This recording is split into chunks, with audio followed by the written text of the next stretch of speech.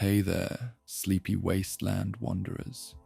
Tonight, we're diving into the haunting beauty of the Fallout universe, where broken cities whisper forgotten stories, and every shadow hides a tale of survival. I'll be your guide through these glowing ruins, sharing quiet moments of hope, resilience, and the eerie calm of a world long gone. So, get cozy, dim the lights, and let the hum of your Pip-Boy light our way. Don't forget to like, subscribe, and check out our full Fallout playlist for more sleepy stories from the wasteland. And if there's a Fallout tale you want to hear next, drop it in the comments. Now, close your eyes, breathe deep, and drift into the world of Fallout, where dreams wander just beyond the horizon.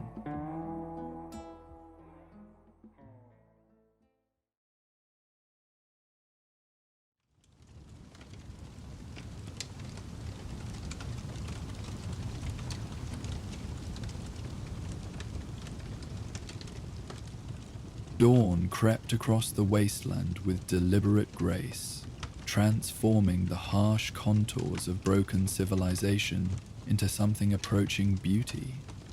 The morning light caught the weathered walls of Haven's Rest settlement, 47 souls who had carved out existence from the unforgiving Commonwealth terrain. Their small community, nestled in a natural depression between rolling hills, protected from the worst of the wasteland's endless winds, while maintaining clear sightlines across the approaches that might harbor danger.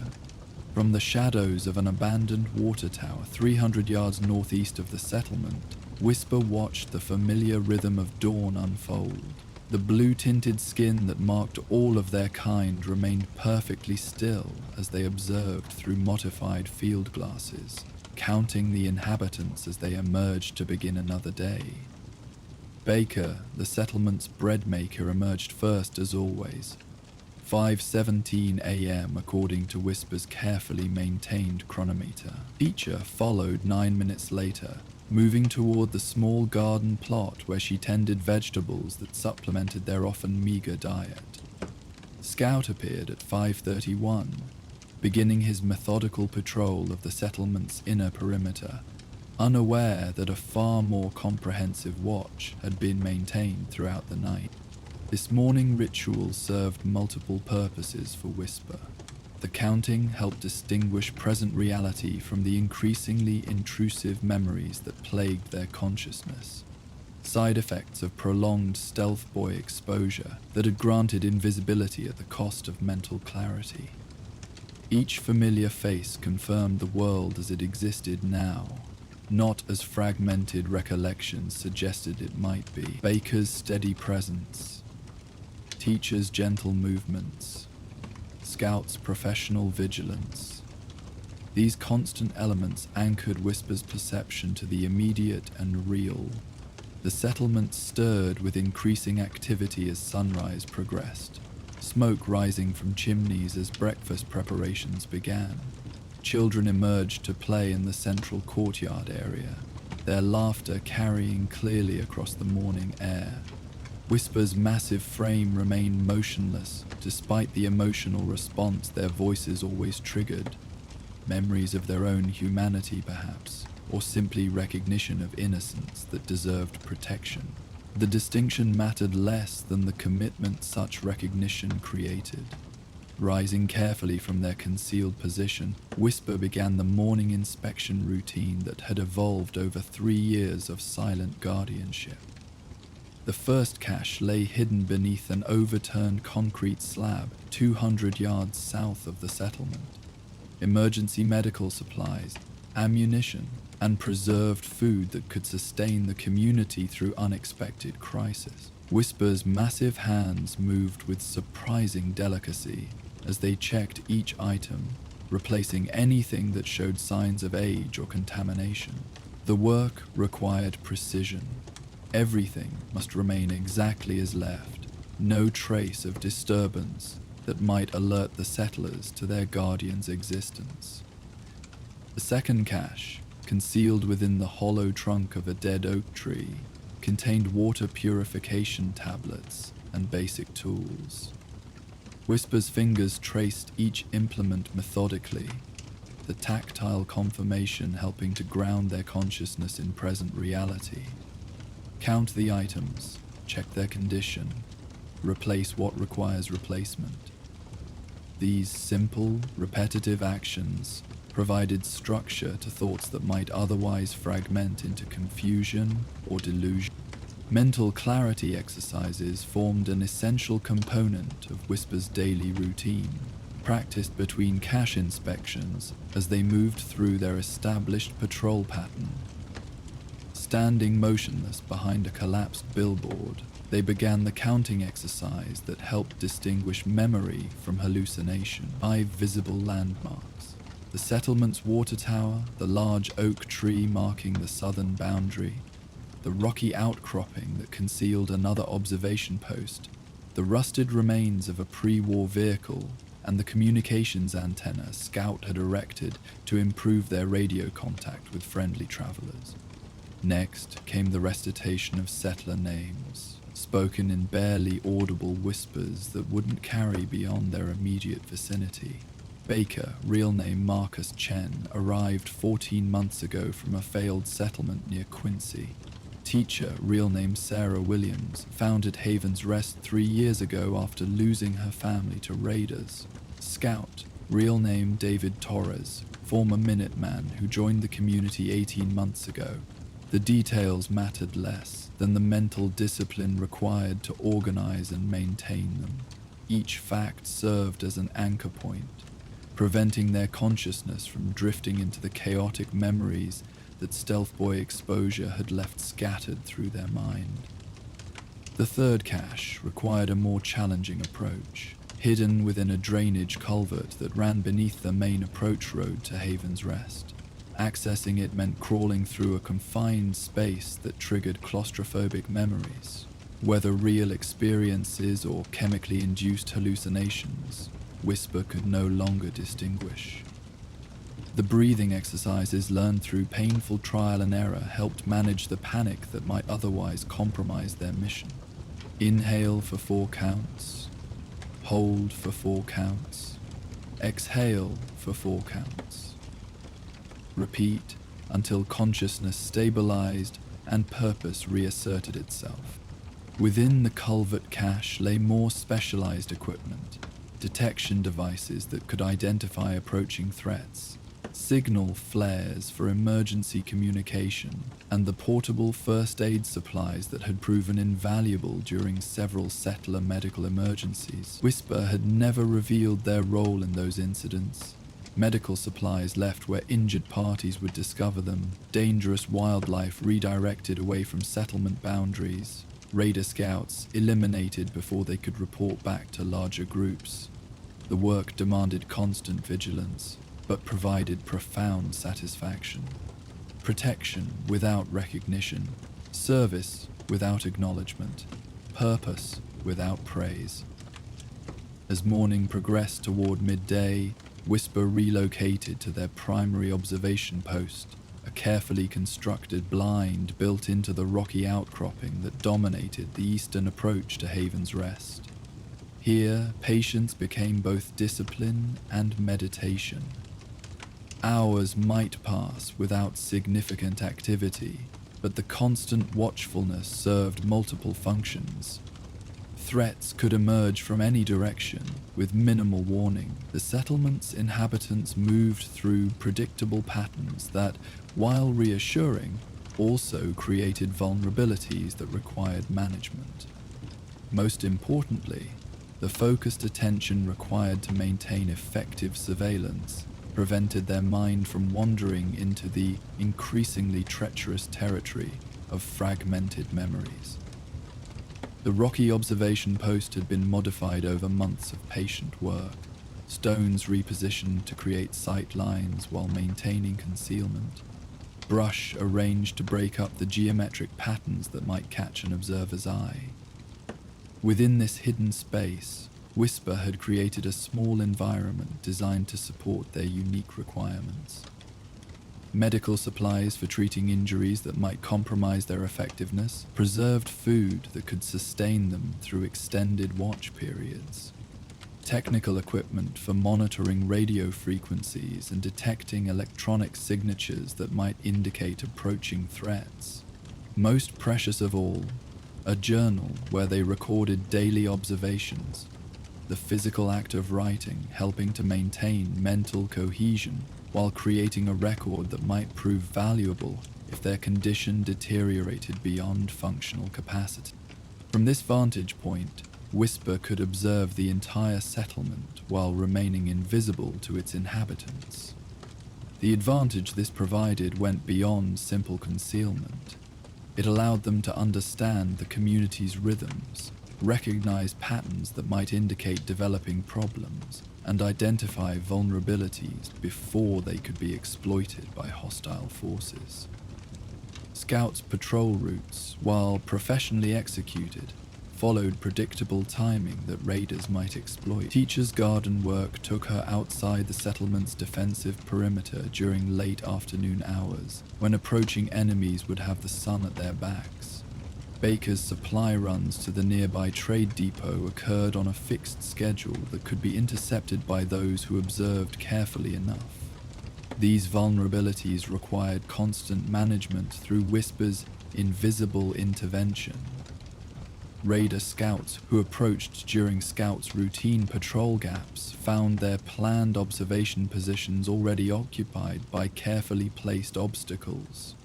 Fallen trees, dislodged rocks, scattered debris that forced them to expose themselves in open ground where Scouts' eventual patrol would detect their presence.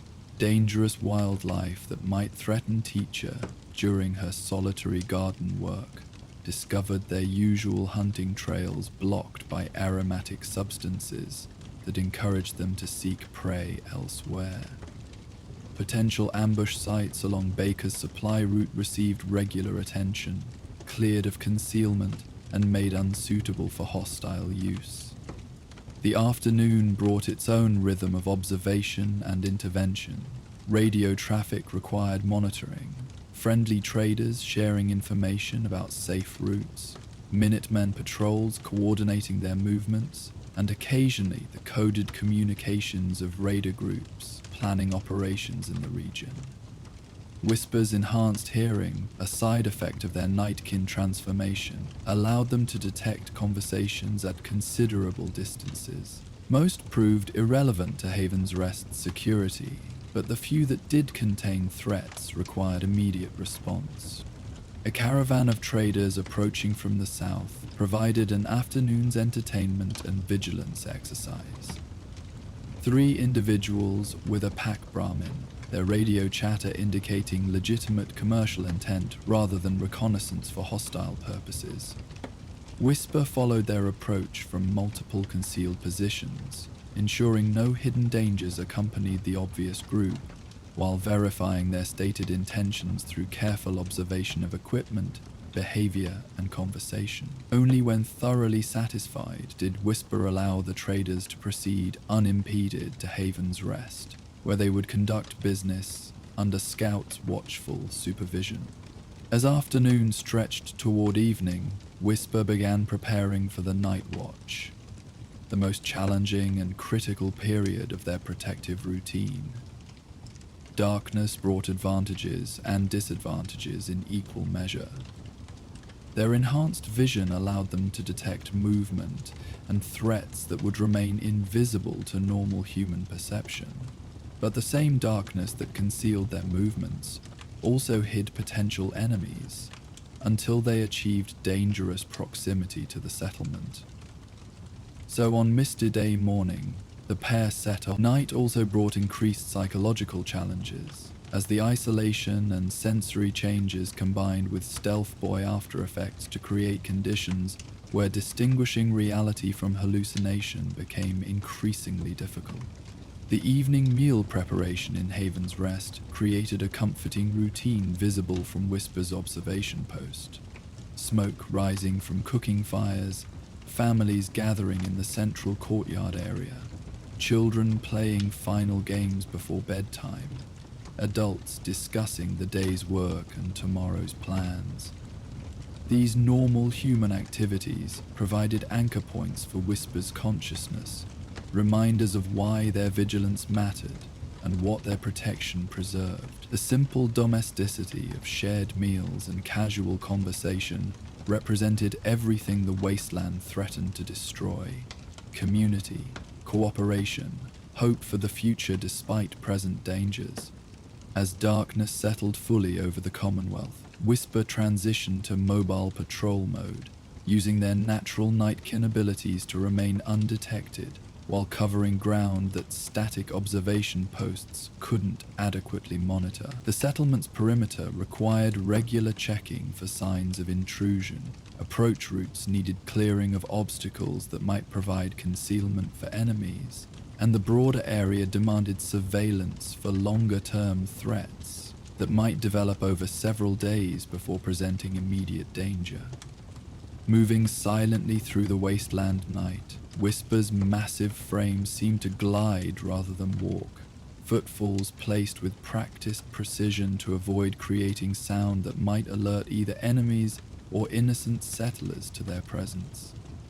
This careful movement had been developed through months of patient practice, learning to coordinate their enhanced size and strength with the stealth requirements of their self-appointed mission. Every step planned, every pause calculated, every shift in position designed to maintain concealment while maximizing protective effectiveness.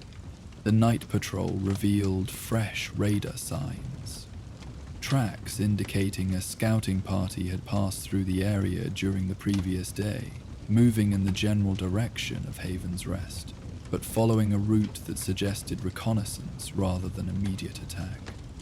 Whisper documented the tracks carefully, noting number of individuals, equipment carried, and probable objectives based on their chosen path. This information might prove critical for planning countermeasures if the raiders returned with larger forces.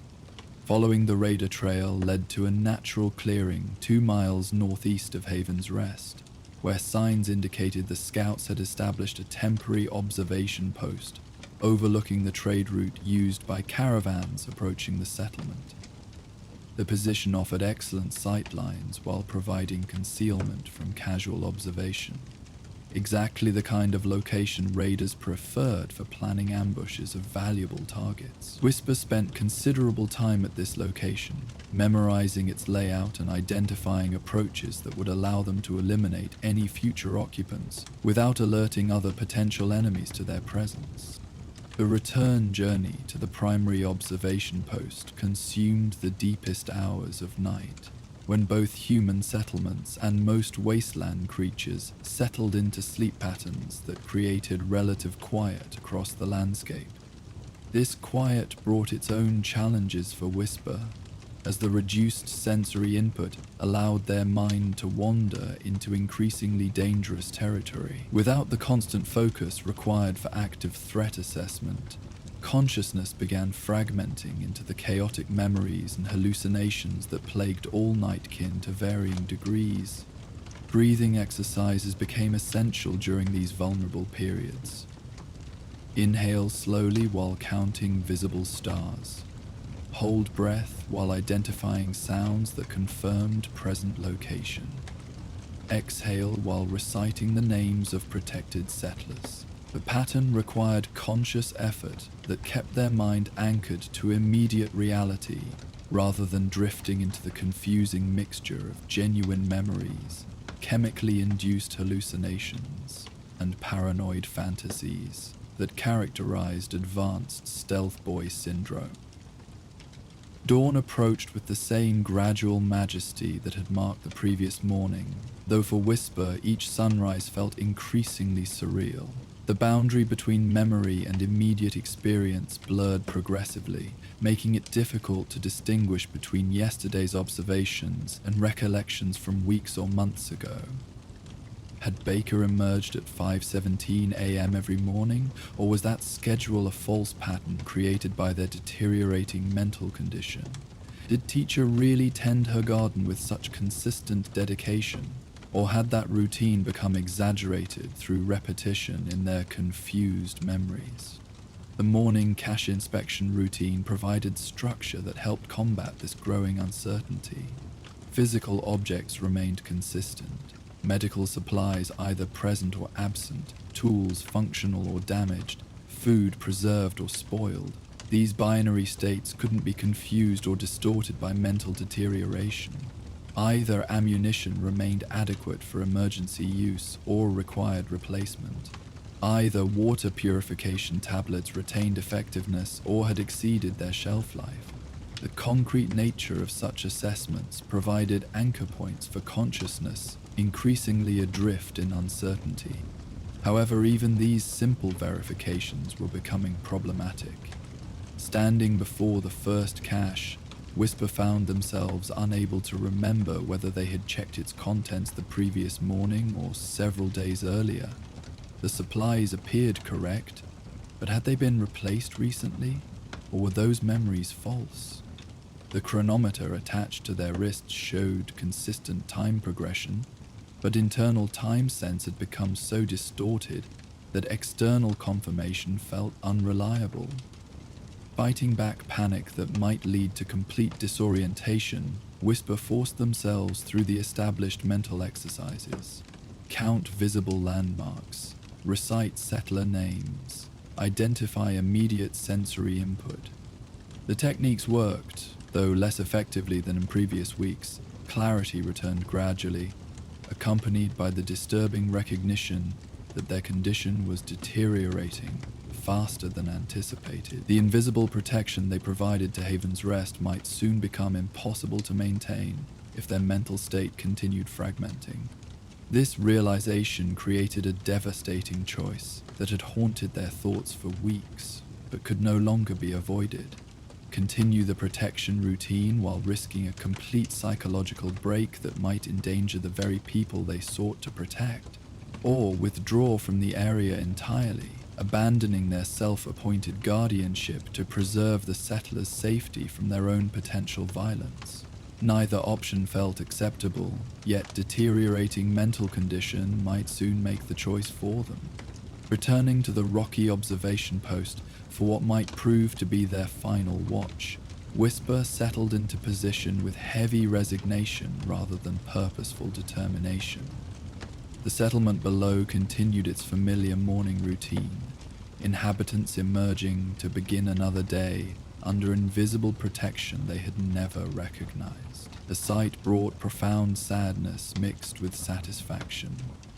Their years of service had kept these people safe, allowing their small community to flourish in relative security. Perhaps that achievement provided sufficient justification for the sacrifices invisibility had demanded. The morning progressed with unusual activity in Haven's Rest that quickly captured Whisper's complete attention. Scout had deviated from his normal patrol pattern, moving with increased alertness while examining areas he typically passed with routine attention. Something had changed, though the nature of that change remained unclear from distant observation. Teacher and Baker engaged in extended conversation near the settlement's main gate, their body language suggesting discussion of serious concerns rather than casual daily planning. Most intriguingly, Scout appeared to be following a systematic search pattern through areas surrounding the settlement. Not the random exploration of someone investigating unusual sounds or signs, but the methodical examination of someone looking for specific evidence. His route took him increasingly close to locations where Whisper maintained supply caches or had recently eliminated potential threats. The possibility that their protective activities had finally been detected created both anxiety and unexpected hope. Discovery would end the invisible service that had provided purpose for their existence, but it might also offer the human connection that could help stabilize their deteriorating mental condition. The choice between continued concealment and potential aid no longer felt entirely within their control. Scout's investigation appeared sophisticated enough that detection had become inevitable rather than merely possible. As Scout's search pattern brought him within 200 yards of the rocky observation post, Whisper made a decision that 3 years of invisible service had not prepared them for. Rather than relocating to avoid detection, they remained in position, allowing their presence to be discovered if Scout's investigation proved thorough enough. The massive Nightkin's enhanced hearing detected Scout's approach long before human senses would register the careful footfalls, but they made no effort to conceal the subtle signs that experienced trackers might recognize. Scout paused frequently during his approach, clearly aware that he was investigating something significant rather than merely exploring unfamiliar territory. His movements showed the professional caution of someone trained in military reconnaissance, each step planned to minimize noise while maximizing observational opportunity. When he finally reached the base of the rocky outcropping, Scout spent several minutes examining signs that Whisper's long occupation had inevitably left, despite careful concealment efforts. The moment of discovery approached with the inevitability of sunrise, though Whisper found themselves unable to predict its emotional impact. Years of isolation might end, but so would the invisible service that had provided meaning to their existence. Human contact might help stabilize their fragmenting consciousness, but it would also require explaining their condition and motivations to people who might react with fear rather than understanding. Scout's voice, when it finally came, carried none of the alarm or hostility Whisper had anticipated. "I know you're up there," he called quietly, his tone respectful rather than threatening. "I've been tracking signs of your protection for weeks. The settlement owes you thanks, not fear. Would you be willing to talk?" The invitation hung in the morning air like a bridge between the isolation that had defined Whisper's existence and the connection their deteriorating condition desperately needed. Below, in Haven's Rest, the daily routine continued undisturbed. 46 people going about their morning activities, unaware that their invisible guardian faced the choice between continued solitude and terrifying vulnerability.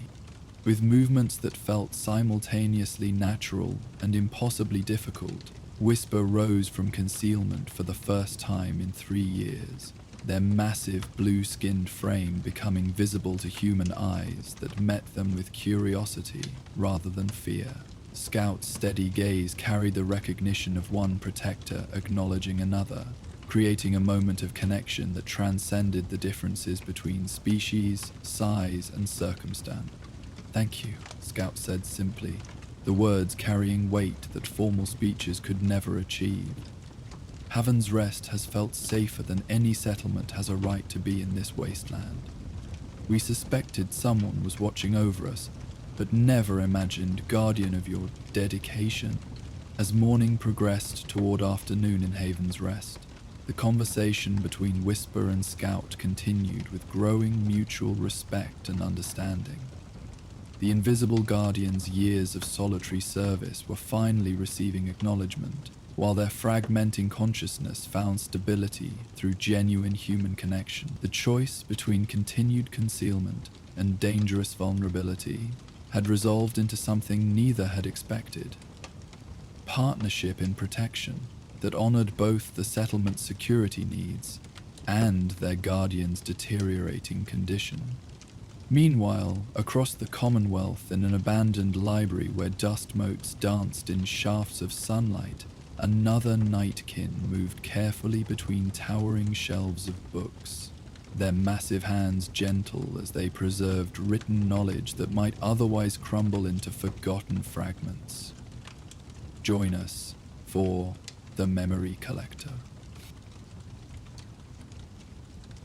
Morning light filtered through the cracked windows of what had once been the Beacon Hill Public Library, casting geometric patterns across rows of carefully preserved books and meticulously organized displays.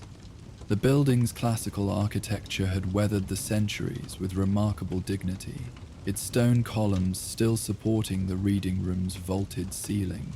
its hardwood floors worn smooth by countless footsteps, but structurally sound beneath layers of accumulated dust and time. Archive moved through these hallowed spaces with the reverent precision of a curator tending humanity's most precious artifacts. Their massive Nightkin frame, blue-tinted skin marking them as one of the masters transformed, navigated between display cases with surprising grace. Each movement was calculated to avoid disturbing the delicate arrangements of recovered objects that filled every available surface. Photographs in hand-carved frames, wedding rings cushioned on velvet cloth, children's toys positioned as if their owners had merely stepped away for a moment. The morning routine began, as always, in the Memorial of Faces, Archive's name for the reading room's eastern wall, where hundreds of photographs had been arranged in careful groupings. Family portraits, candid snapshots, formal occasions captured in fading colors, each image rescued from abandoned homes and forgotten ruins throughout the Commonwealth. Archive's enhanced vision allowed them to perceive details that normal human sight might miss, the subtle expressions that revealed family dynamics, the background elements that suggested economic circumstances, the clothing styles that helped establish approximate time periods. Standing before a particularly poignant collection, wedding photographs arranged in chronological order spanning several decades, Archive began the daily memory exercise that helped maintain their fractured consciousness. Each photograph received careful attention, with Archives constructing plausible narratives from visual evidence, while consciously distinguishing between observed details and imagined elaborations. Wedding photograph, circa 2070, they whispered, voice barely audible in the library's cathedral-like quiet. Bride's dress suggests middle-class background. Groom's uniform indicates military service. Background architecture resembles Boston Common Pavilion. Probable local couple, married during the resource tensions preceding the Great War. This methodical cataloguing served multiple purposes beyond simple organization.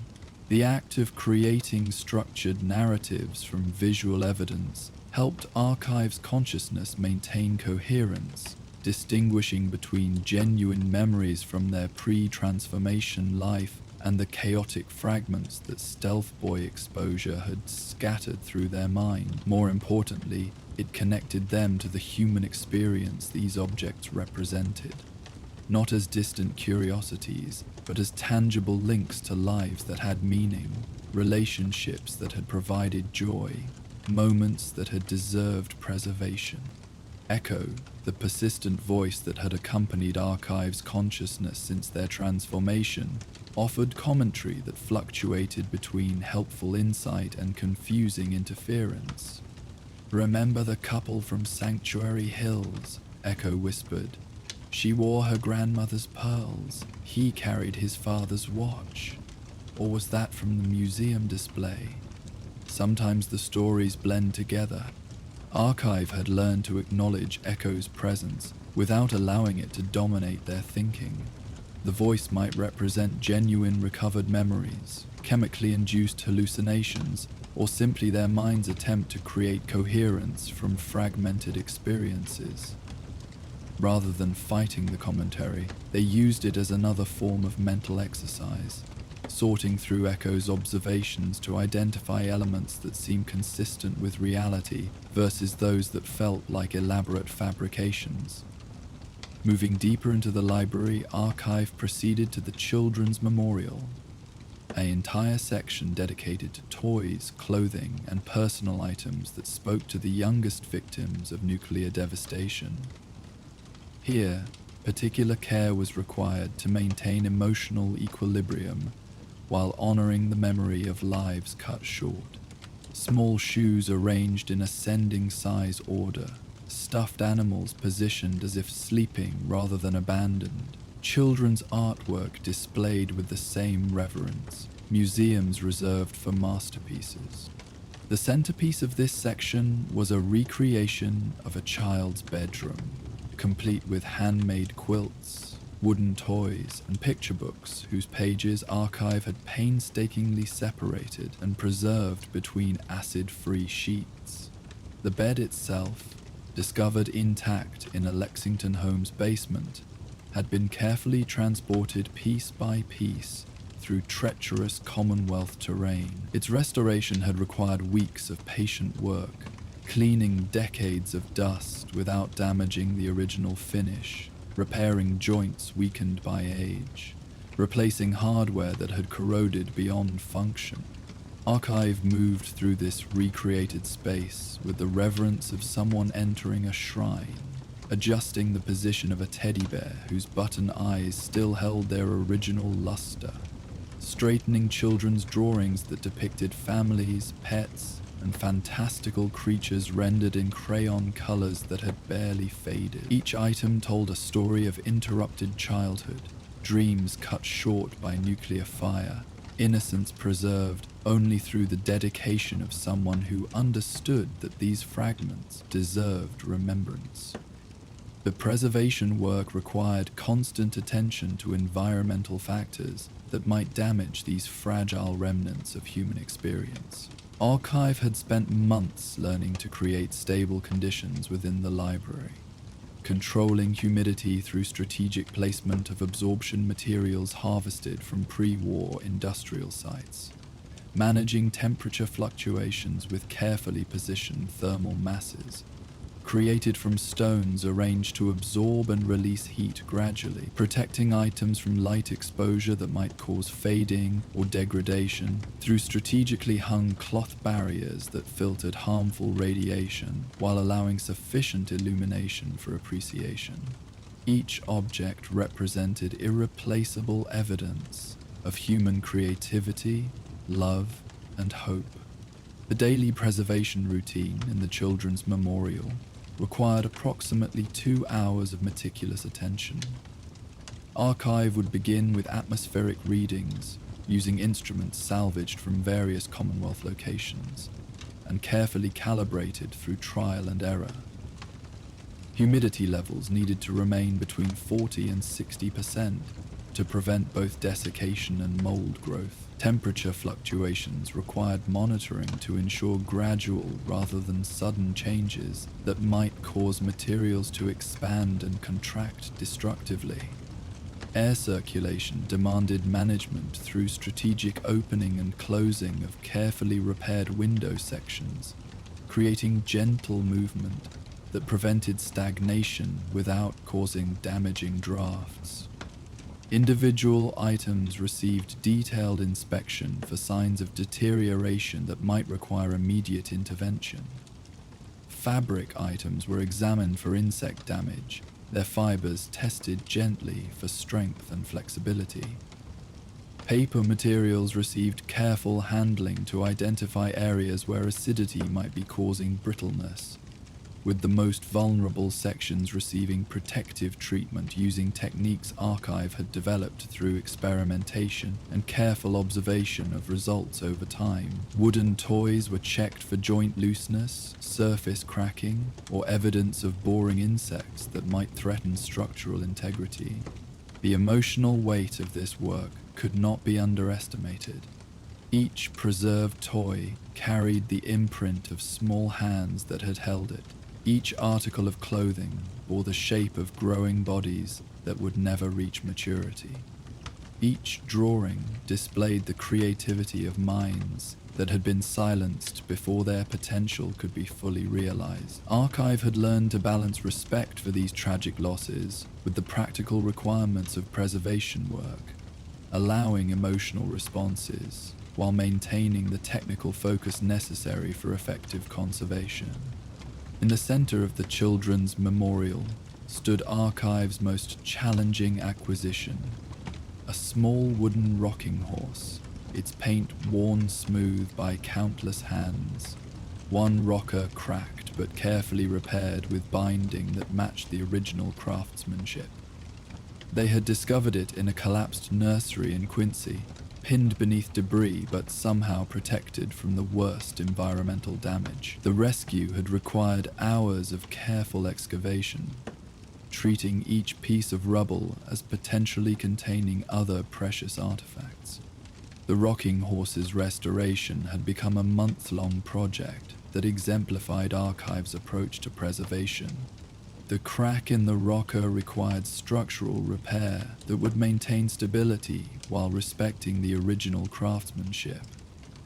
Archive had experimented with various binding techniques, finally settling on a method that used traditional woodworking joints, reinforced with carefully applied adhesive made from processed plant materials. The repair was visible but harmonious, clearly marking where restoration had occurred while maintaining the toy's functional integrity.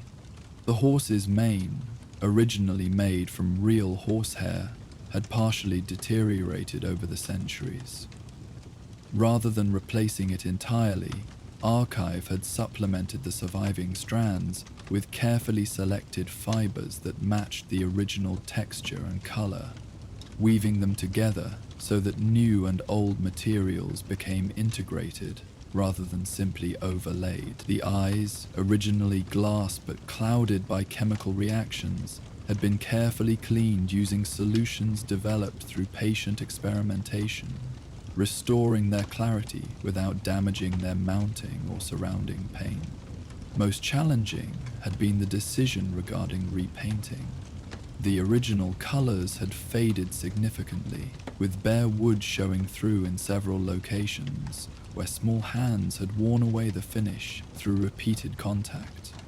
Archive had ultimately chosen preservation over restoration, applying protective coatings that would prevent further deterioration while allowing the evidence of loving use to remain visible.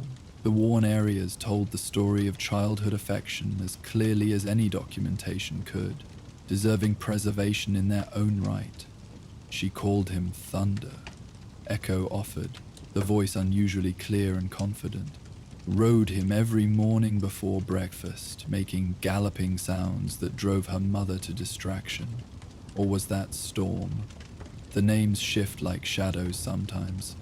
Archive had learned to document Echo's observations regardless of their verifiable accuracy, recording them in a separate journal dedicated to the subjective experiences that accompanied their preservation work.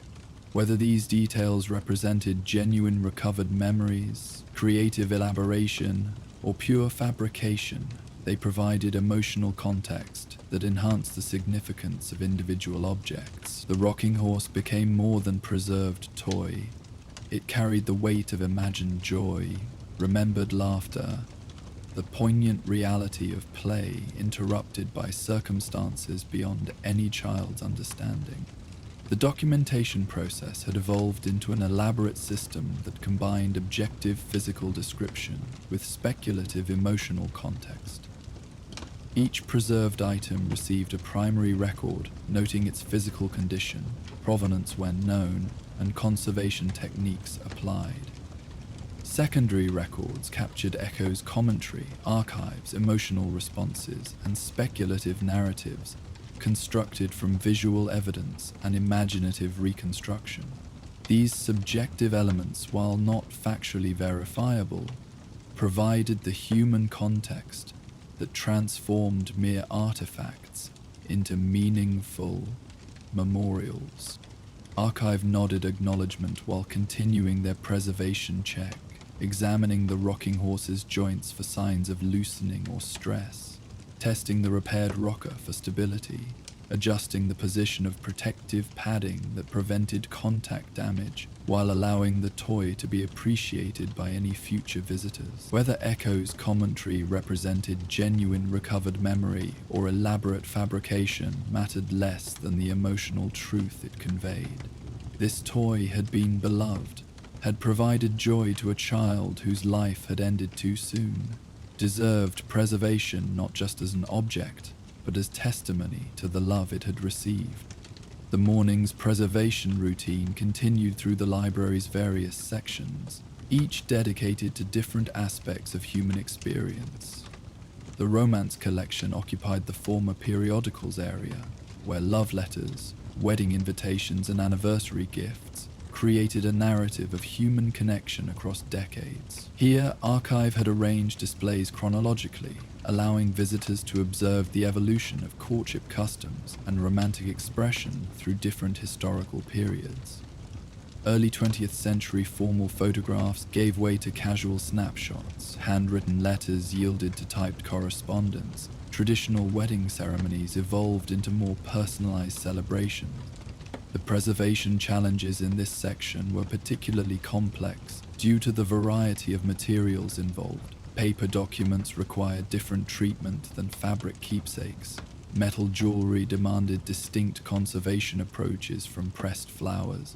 Photographic materials needed specialized handling to prevent chemical degradation. Archive had developed expertise in each area through careful study of surviving pre-war conservation manuals discovered in various Commonwealth libraries, supplemented by patient experimentation and meticulous documentation of results. Love letters presented special difficulties due to their intimate nature and fragile condition. Many had been written on paper that was already of poor quality, the wartime shortages affecting even personal correspondence. The ink used in many letters had begun to fade, or worse, was chemically reacting with the paper to create brown stains that obscured the original text. Archive had developed techniques for photographically documenting these letters before the text became completely illegible, creating permanent records that could preserve the emotional content, even if the physical objects eventually deteriorated beyond recovery. Bedding photographs required careful handling due to the chemical instability of mid-20th century photographic processes. Many were printed on paper that became increasingly acidic over time, causing the images to fade or develop brown spots that obscured facial features. Archives had learned to store these photographs in specially prepared containers with materials that neutralized acidic reactions, while creating detailed sketches that captured facial expressions and composition elements that might be lost if the photographic deterioration continued. The achievement gallery, housed in what had been the reference section, displayed diplomas, awards, professional certificates, and other evidence of human ambition and accomplishment. This collection told the story of educational achievement, professional recognition, and personal milestones that had defined individual lives before nuclear devastation ended all human progress. High school graduation photographs showed young faces bright with possibility. College diplomas testified to years of dedicated study. Professional certificates documented expertise that would never be fully utilized. Retirement gifts honored careers cut short by circumstances beyond anyone's control. The irony of preserving achievements in a world where such accomplishments had become meaningless was not lost on Archive. Yet these documents and objects served as testimony to human potential, evidence of what people could accomplish when given the opportunity for education, professional development, and creative expression. They represented the foundation upon which any future civilization would need to build, assuming humanity survived long enough to create stable educational and professional institutions once again. Archive had arranged this section to emphasize the diversity of human achievement, rather than its hierarchy. A child's perfect attendance certificate received the same respectful display as a doctoral diploma. Employee of the Month award commanded equal attention, with a lifetime achievement recognition. The democratic approach reflected Archive's understanding that all human effort toward improvement and excellence deserved commemoration, regardless of its scale or recognition during the person's lifetime. The Faith Corner, a quiet alcove near the library's entrance, contained religious items, family Bibles, and personal devotional objects that spoke to humanity's search for meaning beyond material existence. This section required particularly sensitive handling. as many of the objects carried not just historical significance, but retained spiritual importance that transcended their physical properties. Family Bibles with handwritten genealogical records, rosaries worn smooth by countless prayers, religious medals that had provided comfort during difficult times. Each item carried the weight of faith that had sustained individuals through personal trials that predated the ultimate trial of nuclear war. Archive approached this collection with special reverence, understanding that these objects represented humanity's highest aspirations, as well as their most intimate vulnerabilities. The prayers recorded in margins of religious texts, the wear patterns on devotional objects, the careful preservation of religious imagery in family photographs, all testified to the spiritual dimension of human experience that often proved more durable than material accomplishments. Each section required specific preservation protocols developed through trial and error over months of dedicated work.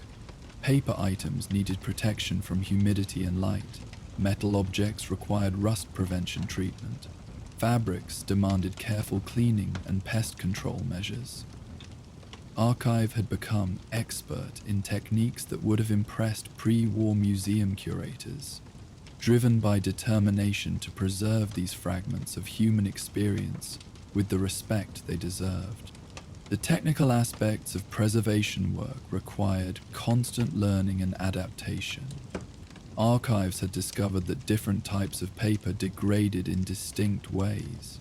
Newsprint became brittle and yellow, while higher quality writing paper might maintain flexibility longer but could develop acid stains that obscured text. Photographic materials presented their own challenges, with color photographs fading differently than black and white images, and various printing processes creating different patterns of deterioration that required individualized treatment approaches. Textile preservation had proven particularly challenging due to the variety of materials and construction techniques represented in the collection. Cotton fabrics might remain relatively stable if properly stored, but synthetic materials often degraded in unpredictable ways, sometimes becoming sticky or releasing chemical odors that could contaminate nearby objects. Wool items attracted insects that could cause devastating damage if not detected early, while silk deteriorated when exposed to light, requiring special storage conditions that balanced preservation with accessibility for display purposes. Metal objects created their own preservation challenges, with different alloys corroding at different rates and requiring specific treatment approaches. Silver items tarnished but could often be cleaned safely, while iron objects rust in ways that could completely destroy their structural integrity if not addressed promptly. Copper and brass developed patina's that might actually protect the underlying metal, creating decisions about whether cleaning was necessary or potentially harmful to the object's long-term stability. Archive had established detailed protocols for each type of material, creating reference guides that would allow others to continue the preservation work if necessary. These documentation efforts reflected not just practical necessity, but philosophical commitment to sharing knowledge rather than hoarding expertise. The preservation techniques developed through months of careful experimentation deserved transmission to others who might value this work, ensuring that hard-won knowledge wouldn't be lost if something happened to its original developer. The work progressed with meditative rhythm, each preserved object receiving individual attention while contributing to the broader narrative of human resilience and creativity. Archive's consciousness found stability in this purposeful routine, the concrete nature of preservation tasks providing anchor points that prevented their minds from drifting into the chaotic territories where memory and hallucination became indistinguishable. The methodical nature of conservation work, checking environmental conditions, documenting object status, performing necessary maintenance procedures, created a structured framework that supported mental coherence while serving meaningful purpose. Each morning brought the satisfaction of beginning important work. Each afternoon provided the contentment of tasks completed with appropriate care.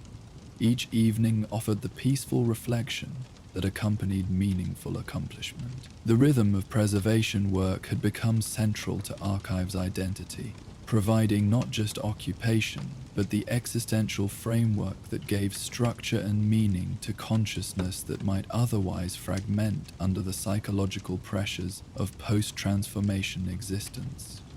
As morning progressed toward afternoon, Archive settled into the complex task of cataloging new acquisitions. Items recovered during the previous week's exploration of an abandoned residential area near Lexington. Each piece required careful evaluation to determine its appropriate place within the library's organizational system, which had evolved from simple storage into sophisticated curation that would honor both individual significance and broader patterns of human experience.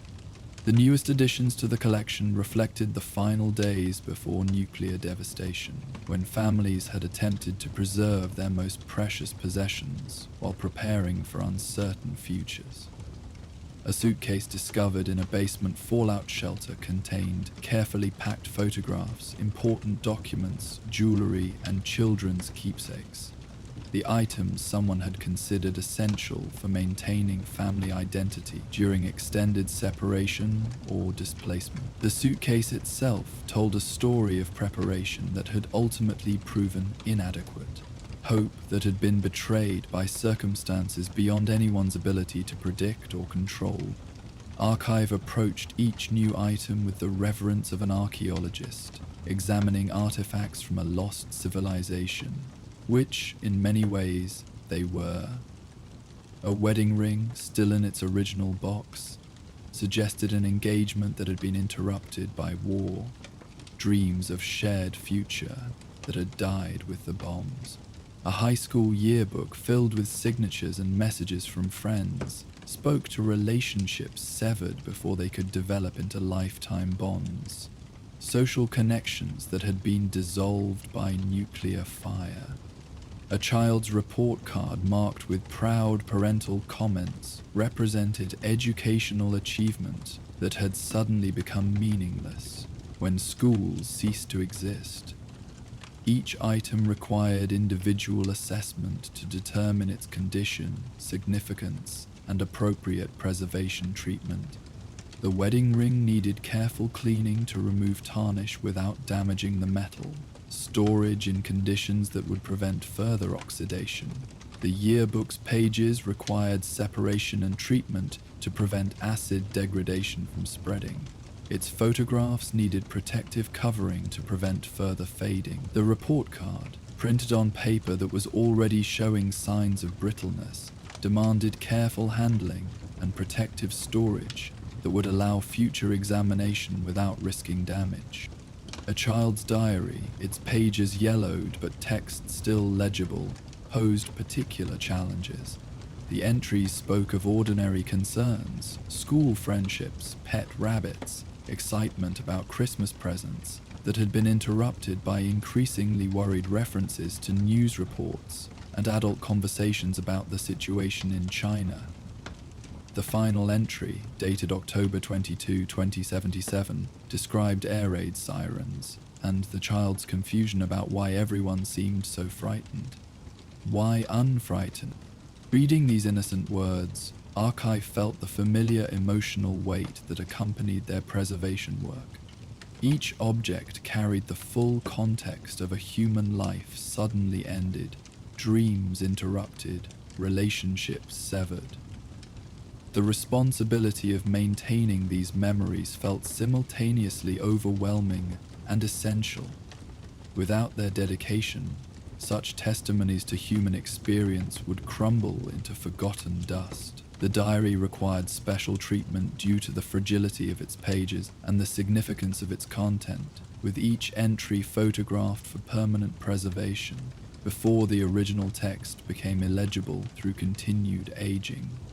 The cataloging process had evolved into a sophisticated system that balanced practical organization with emotional sensitivity. Each object received multiple forms of documentation: physical description noting dimensions, materials, and condition; historical context when determinable from internal evidence or discovery; circumstances, preservation status indicating treatment supplied and future requirements; emotional significance based on the object's obvious personal importance to its original owner.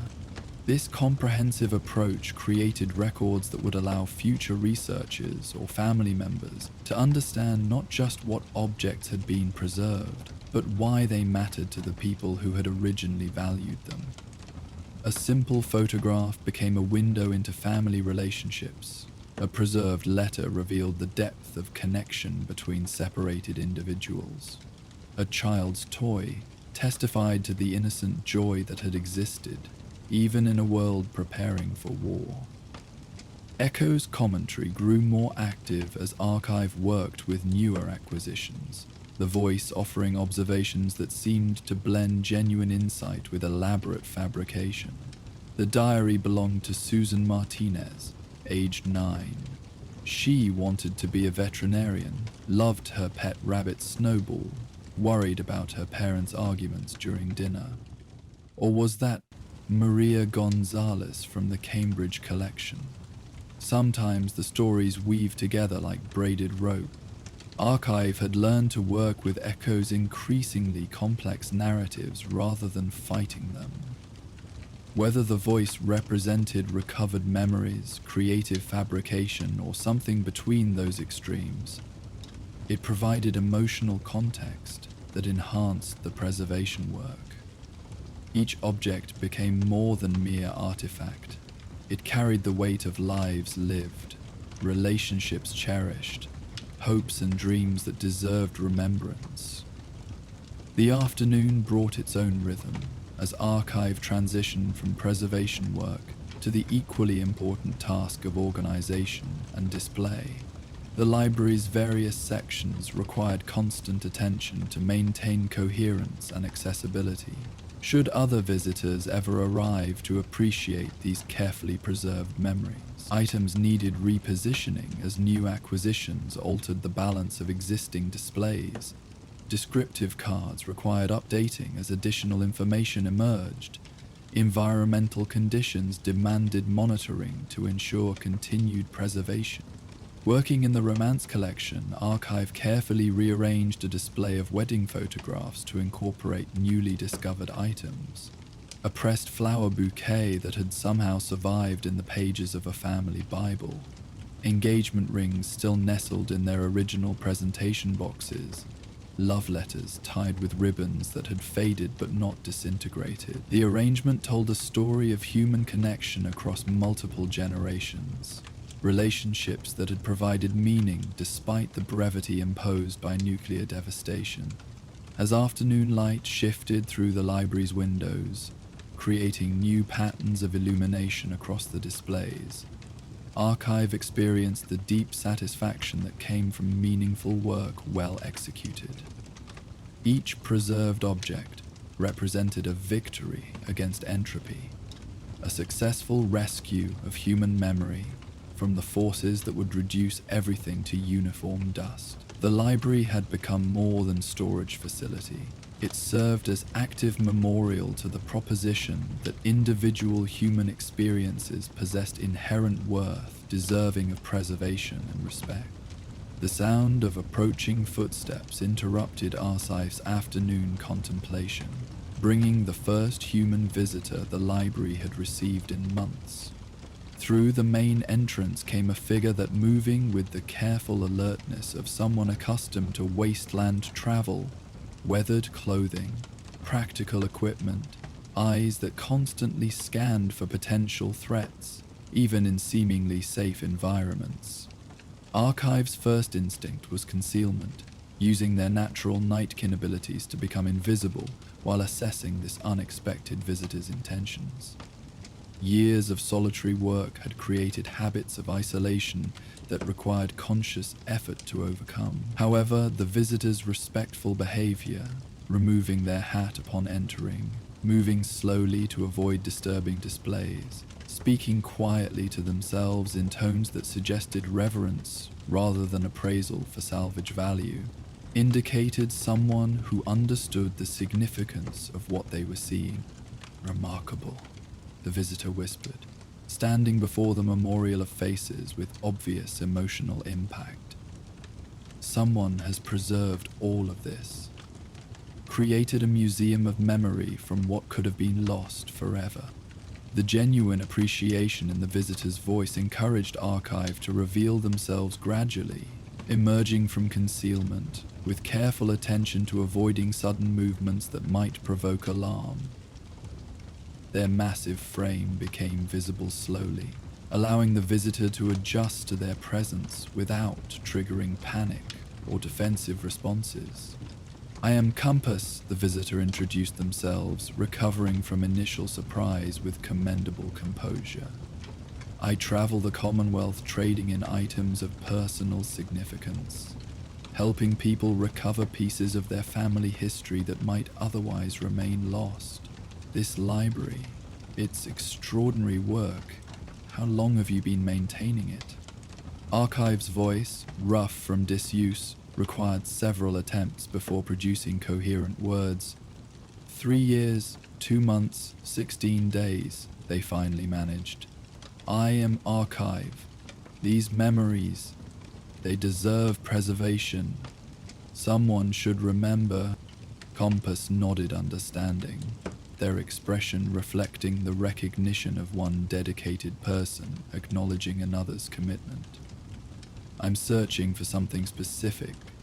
A music box that belonged to my grandmother. Silver case, plays Levion Rose, has a small crack in the lid from when I dropped it as a child. It went missing when our settlement was attacked. I've been tracking it through the Commonwealth's trading networks." The description triggered immediate recognition in Archive's carefully catalogued memory.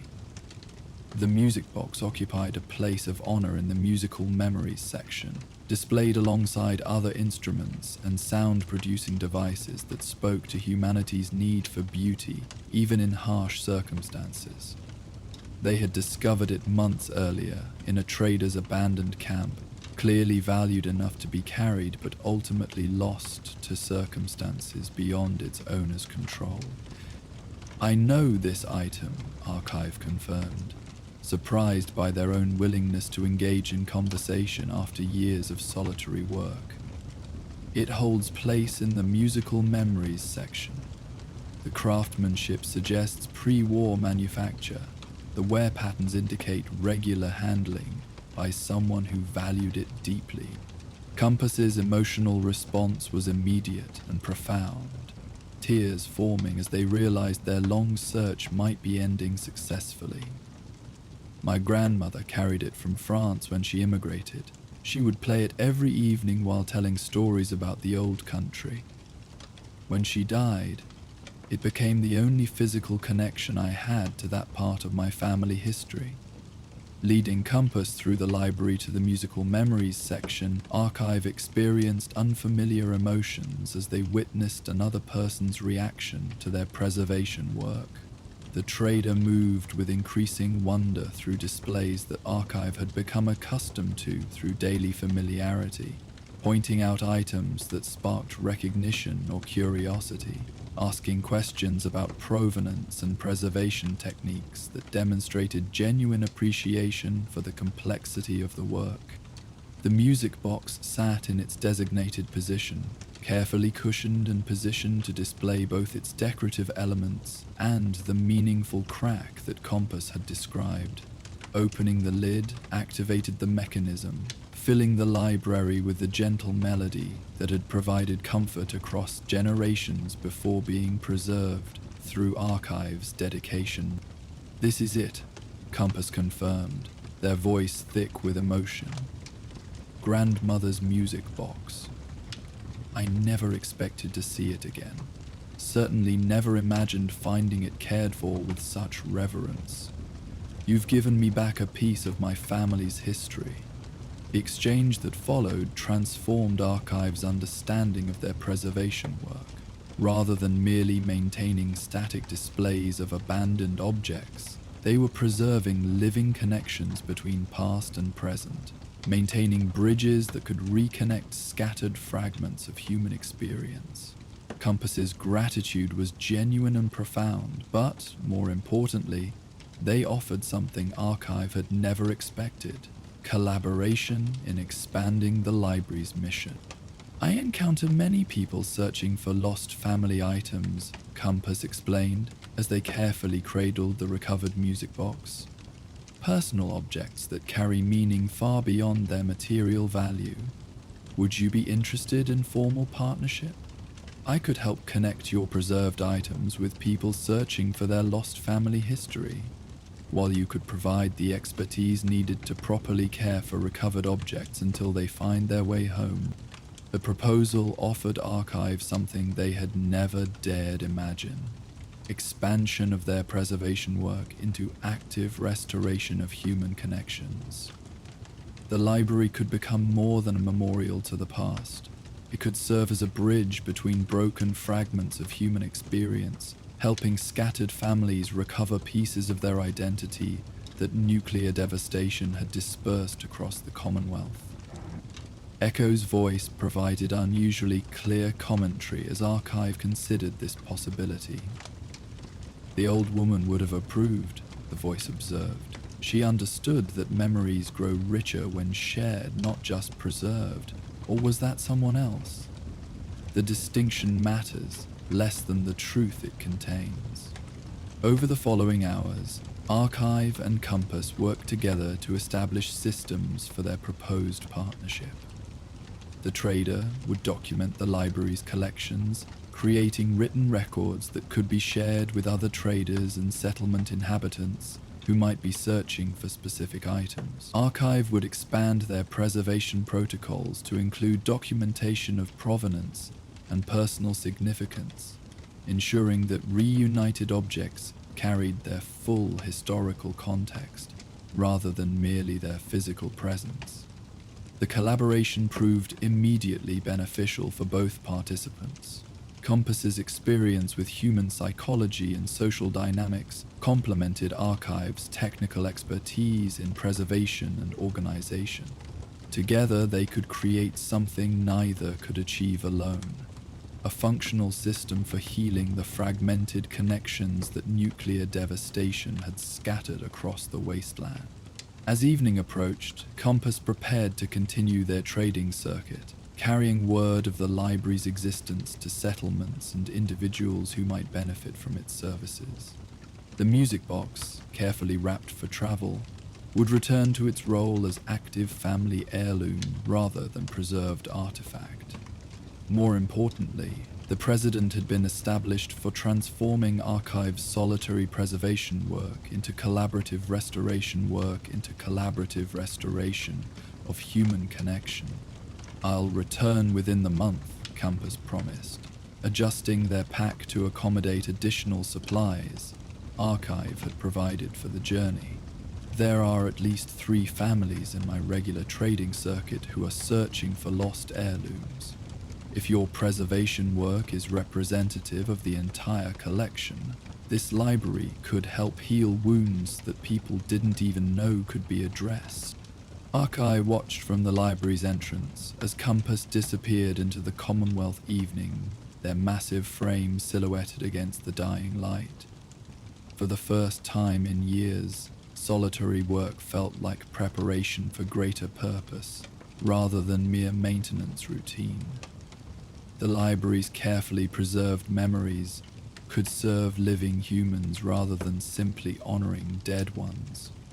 Returning to the Memorial of Faces, Archive began the evening's final preservation routine with renewed understanding of its significance. Each photograph, each carefully arranged display, each preserved fragment of human experience represented potential connections waiting to be restored. The work had always been meaningful, but now it carried the additional weight of hope. the possibility that scattered families might recover pieces of their identity, that broken connections might be mended through dedicated preservation and patient collaboration. Echo's voice, quieter now as evening settled over the library, offered a final observation that felt more like recovered wisdom than fabricated commentary. "Memory is not burdened to be carried alone," the voice whispered. "It grows stronger when shared, richer when it serves the living rather than merely honoring the dead. Tonight, preservation becomes restoration." As archives settled into the evening routine of environmental monitoring and security preparation, the library felt transformed by the day's events. Tomorrow would bring continued preservation work, but with expanded purpose and the prospect of human collaboration. The Memorial of Faces, the Children's Memorial, the Romance Collection, all would continue serving their essential function of honoring human memory, but now they would also serve as bridge between past and present, helping scattered survivors recover pieces of their identity that seemed forever lost. The night passed peacefully in the library's hushed spaces, where carefully preserved memories waited to resume their interrupted role as living connections between generations. Archives consciousness found new stability in this expanded understanding of their work's significance, Echo's voice becoming gentler and more coherent as purpose aligned with human need rather than solitary dedication. Meanwhile, in a pre-war observatory perched on a distant hilltop, another Night King sat in meditation as the stars wheeled overhead, their hard-won mental clarity serving as beacon for others struggling with the chaos of transformation. Join us for the Stealth Mentor. Pre-dawn darkness enveloped the Commonwealth landscape as shade settled into their meditation position within the converted observatory's main dome. The building perched on a hilltop that commanded sweeping views across miles of wasteland terrain, its pre-war astronomical equipment long since repurposed into tools for a different kind of observation, where telescopes at once tracked celestial movements. Now sight lines provided early warning of approaching threats and clear perspectives for reality testing exercises that helped maintain mental clarity. The observatory's restoration had required months of patient work, transforming an abandoned research facility into a sanctuary designed to support the unique requirements of Nightkin recovery. Shade had reinforced the dome's structure while preserving its panoramic visibility, installed systems for environmental control that created stable conditions for meditation and healing, and arranged the interior spaces to facilitate both solitary reflection and potential instruction of others who might seek similar stability. As the first hints of dawn began to lighten the eastern horizon, Shade began their morning routine with breathing exercises that had taken years to develop and refine. Each inhalation drew not just air, but conscious awareness of present moment reality, the cool morning breeze carrying scents of distant vegetation, the subtle sounds of awakening wildlife.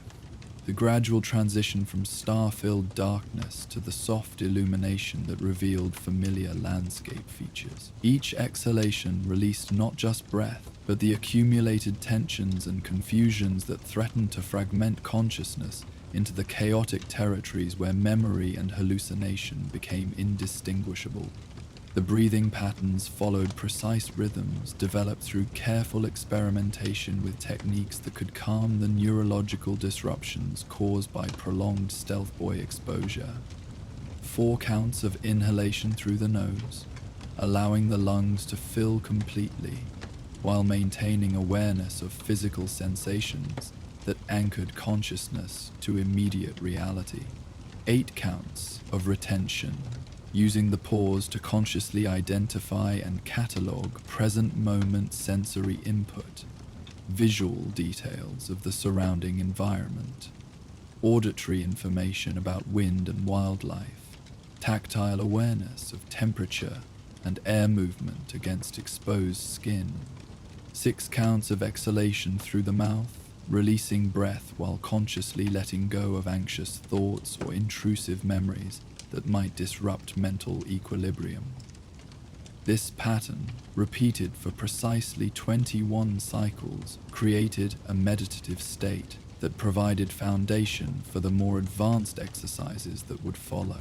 Shade had discovered through trial and error that specific numerical sequences seemed to resonate with Nightkin neurological patterns in ways that promoted stability rather than confusion, though they could never be certain whether this represented genuine physiological response or simply the psychological comfort of familiar routine. As the breathing exercise concluded, Shade transitioned to the reality testing protocols that formed the cornerstone of their recovery program. The observatory's elevated position and panoramic visibility made it ideal for exercises designed to distinguish between genuine perception and the false sensory input that plagued most Nightkin to varying degrees. Beginning with distant landmarks whose positions remained constant, Shade would systematically identify and verbally confirm specific visual details that could be verified through multiple observations over time.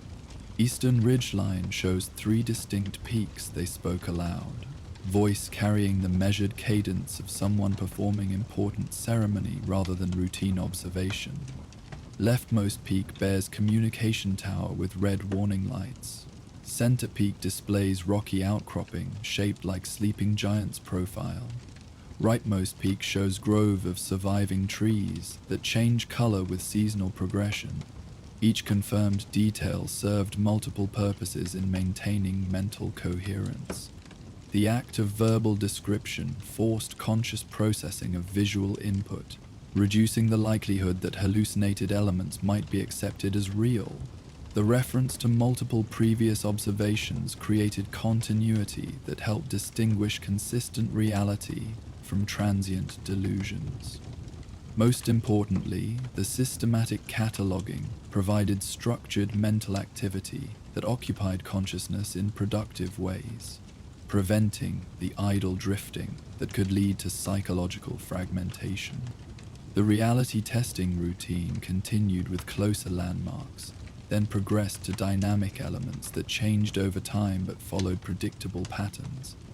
Weather conditions, wildlife movement, vegetation changes through seasonal cycles, all provided opportunities to practice distinguishing between genuine observation and the false perceptions that stealth boy exposure could create. Shade had learned to approach even obvious sensory input with systematic verification, never taking apparent reality for granted without conscious confirmation through multiple sources of evidence. Movement within the observatory required its own form of mindful attention, each step and gesture performed with awareness that integrated physical activity with mental discipline. Shade's massive Nightkin frame moved through the restored spaces with surprising grace, each footfall placed with intention rather than habit, each shift in position accompanied by conscious awareness of balance, coordination, and spatial relationship to surrounding objects. This integration of physical and mental discipline created a comprehensive approach to stability that addressed both the psychological and neurological aspects of their condition. The morning meal preparation provided another opportunity for meditative practice, transforming basic nutrition into exercise in present moment awareness.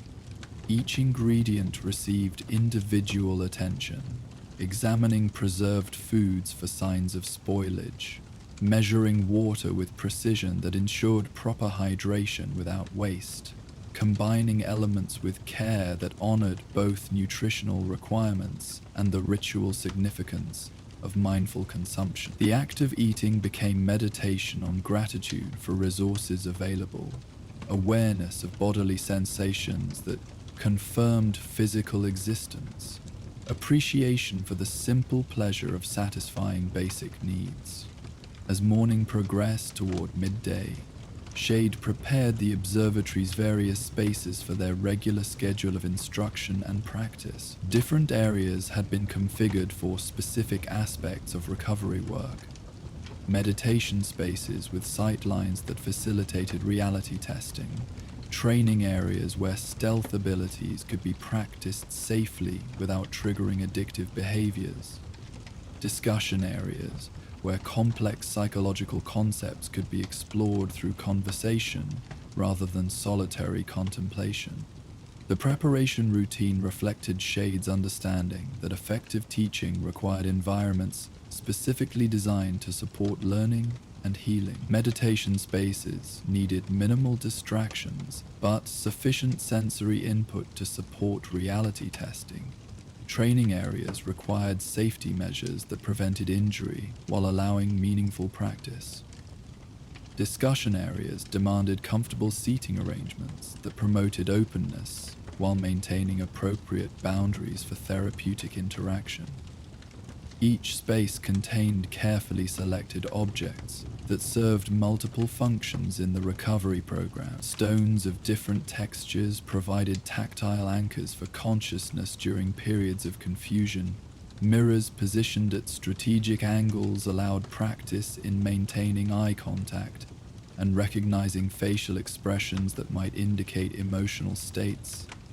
Measuring devices and timekeeping instruments offered objective references that could verify subjective perceptions when doubt arose about what was real versus imagined.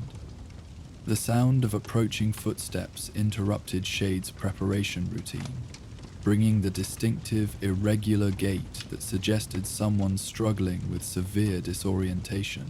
Through the observatory's clear sightlines, a figure became visible, moving erratically across the wasteland approach. Clearly Nightkin, but displaying the chaotic movement patterns that indicated advanced psychological distress. The newcomer's path showed the random direction changes and sudden stops characteristic of someone responding to stimuli that might or might not be real, fighting internal battles against enemies that existed only in chemically disrupted perception. Jade observed the approaching figure with practiced assessment, cataloging behavioral indicators that suggested the individual's condition and potential responsiveness to intervention.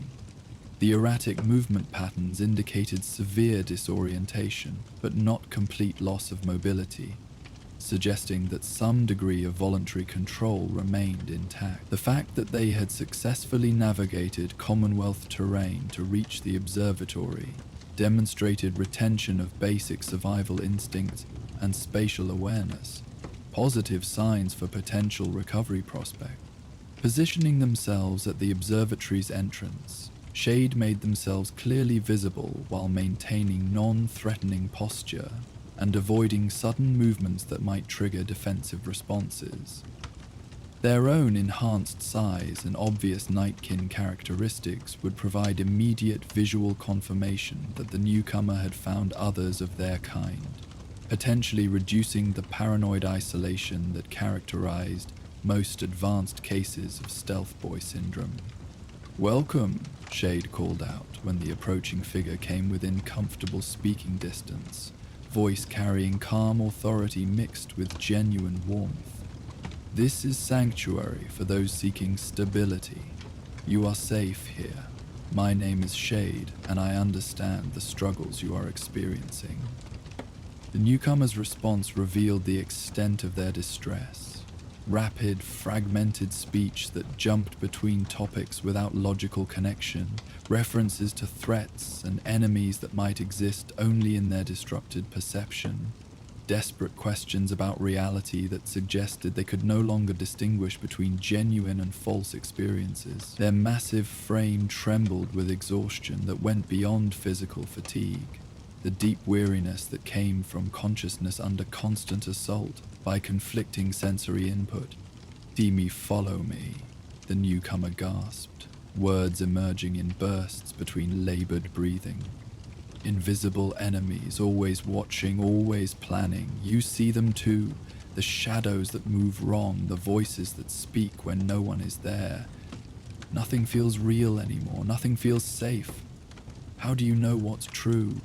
Shade recognized the familiar litany of symptoms that characterize severe stealth boy syndrome. Paranoid delusions, auditory and visual hallucinations, fundamental uncertainty about the nature of reality itself. They had experienced similar symptoms during their own recovery journey, understood both the terror and exhaustion that accompanied such psychological disruption. More importantly, they had developed techniques for addressing these specific problems through patient application of structured mental exercises.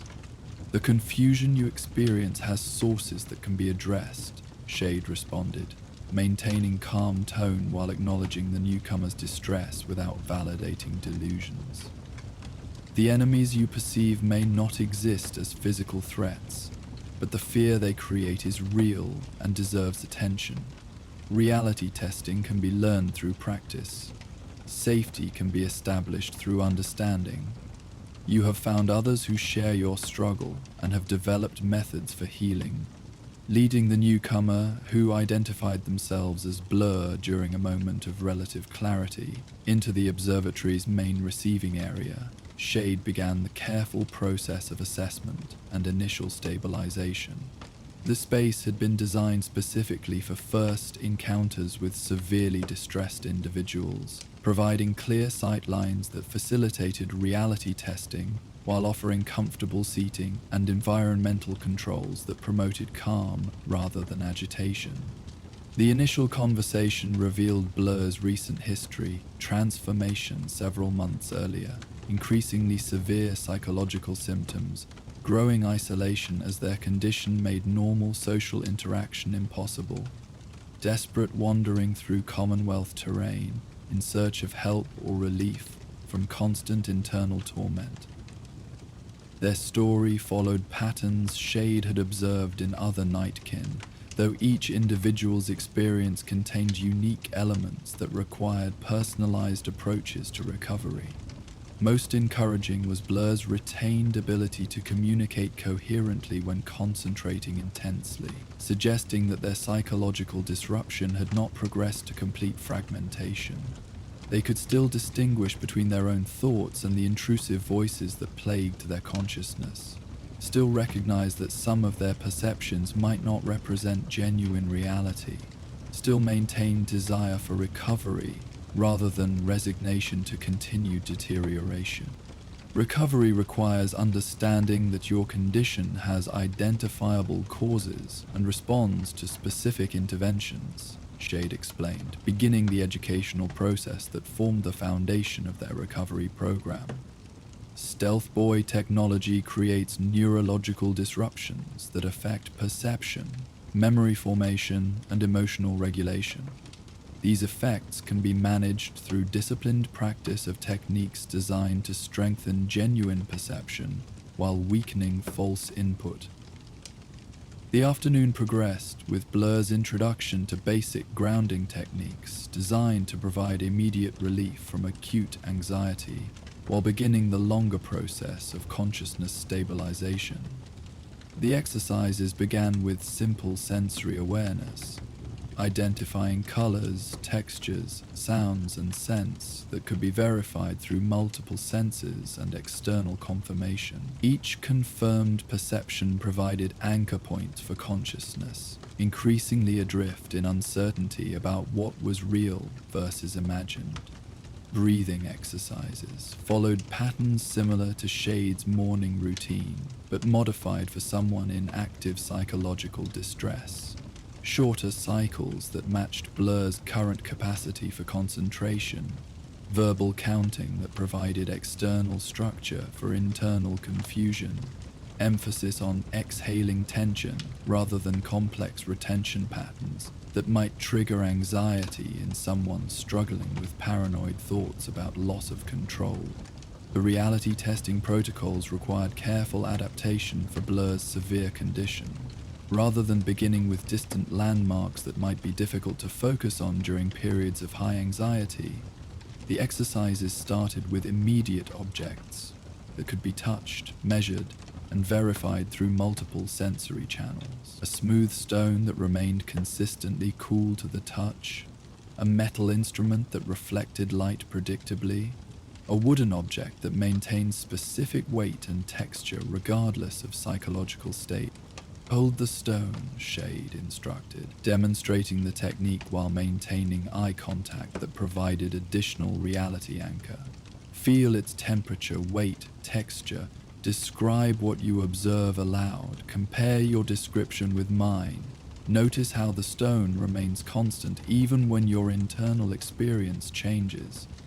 This consistency indicates genuine perception rather than false input. Blur's initial attempts revealed the extent of their disorientation, difficulty maintaining focus on single objects, tendency to perceive threatening qualities in neutral items, uncertainty about whether their own sensory input could be trusted. However, repeated practice showed gradual improvement as the grounding techniques provided structure that supported more coherent perception and reduced anxiety that had been interfering with accurate assessment of their environment. The day's instruction concluded with establishment of basic routines that would provide structure for Blur's recovery while allowing Shade to continue their own maintenance practices. Simple schedules that integrated regular meals, structured rest periods, and guided exercises created framework for stability that addressed both psychological and physical requirements of healing from severe neurological disruption. Evening brought the transition to more challenging aspects of recovery work, as both Nightkin settled into the observatory's evening routines. The approaching darkness traditionally triggered increased anxiety and disorientation for those struggling with stealth boy syndrome, but it also provided opportunities for practicing techniques under more difficult conditions while maintaining safety through structured supervision. The sunset observation ritual demonstrated practical application of reality testing techniques while creating shared experience that reduced isolation both individuals had experienced during their struggles with psychological instability. Watching familiar celestial movements provided predictable external events that could anchor perception, while the gradual transition from daylight to darkness created natural progression that supported, rather than disrupted, psychological equilibrium. Each evening, sunset occurs in western sky, Shade explained, maintaining teaching tone while sharing genuine appreciation for natural beauty. Stars emerge in predictable patterns that remain consistent night after night. Moon phases follow regular cycle that can be tracked and verified through observation. These cosmic rhythms provide external structure that exists independent of internal psychological state. Blur's response showed both the challenges and possibilities of their recovery process. Moments of clear perception alternated with periods of confusion, times when reality testing techniques provided obvious relief, mixed with episodes when nothing seemed to help reduce anxiety and disorientation. However, the overall trajectory suggested that structured intervention was beginning to provide foundation for gradual stabilization. As full darkness settled over the Commonwealth, the observatory's environment transformed into ideal setting for practicing advanced techniques that addressed the specific challenges of nighttime recovery work. Enhanced Nightkin vision became advantage rather than source of confusion when properly directed through structured exercises. Stealth abilities could be practiced safely without triggering addictive behaviors, and the quiet isolation supported deep meditation that promoted healing rather than continued psychological fragmentation. The Night Watch routine demonstrated integration of recovery techniques with practical security measures that served both individuals' need for safety while providing meaningful activity that supported psychological healing. Blur's participation in structured observation duties provided sense of purpose and contribution that countered the helplessness and isolation that characterized their recent experience, while Shade's continued guidance ensured that challenging tasks remained within manageable limits. Working together through the peaceful hours of Commonwealth night, Both Nightkin experienced the gradual development of mutual support and understanding that enhanced individual recovery while creating foundation for expanded healing work. Shade's hard-won stability provided model and encouragement for Blur's struggling efforts, while Blur's presence and progress validated the effectiveness of recovery techniques, while reducing the isolation that had characterized Shade's solitary healing journey. Dawn approached with renewed sense of possibility as the observatory's structured environment had provided both individuals with successful experience of managing Stealth Boy syndrome symptoms while maintaining meaningful activity and social connection. The sunrise observation ritual that began each day now included 2 participants, creating shared routine that supported individual stability while building foundation for continued collaborative healing. Over the following days, the pattern of instruction and mutual support continued to develop as Blur's condition showed gradual but consistent improvement. The reality testing techniques became more natural and effective.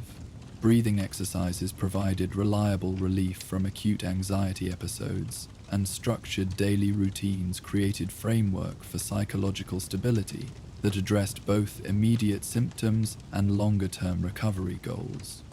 Shade found that their own recovery benefited significantly from the teaching role, as explaining techniques to another person reinforced their own understanding while providing sense of purpose that enhanced rather than threatened individual stability. The observatory's environment proved ideal for both solitary healing and collaborative support, its design and location supporting the complex requirements of Nightkin recovery, while maintaining safety and security necessary for vulnerable individuals.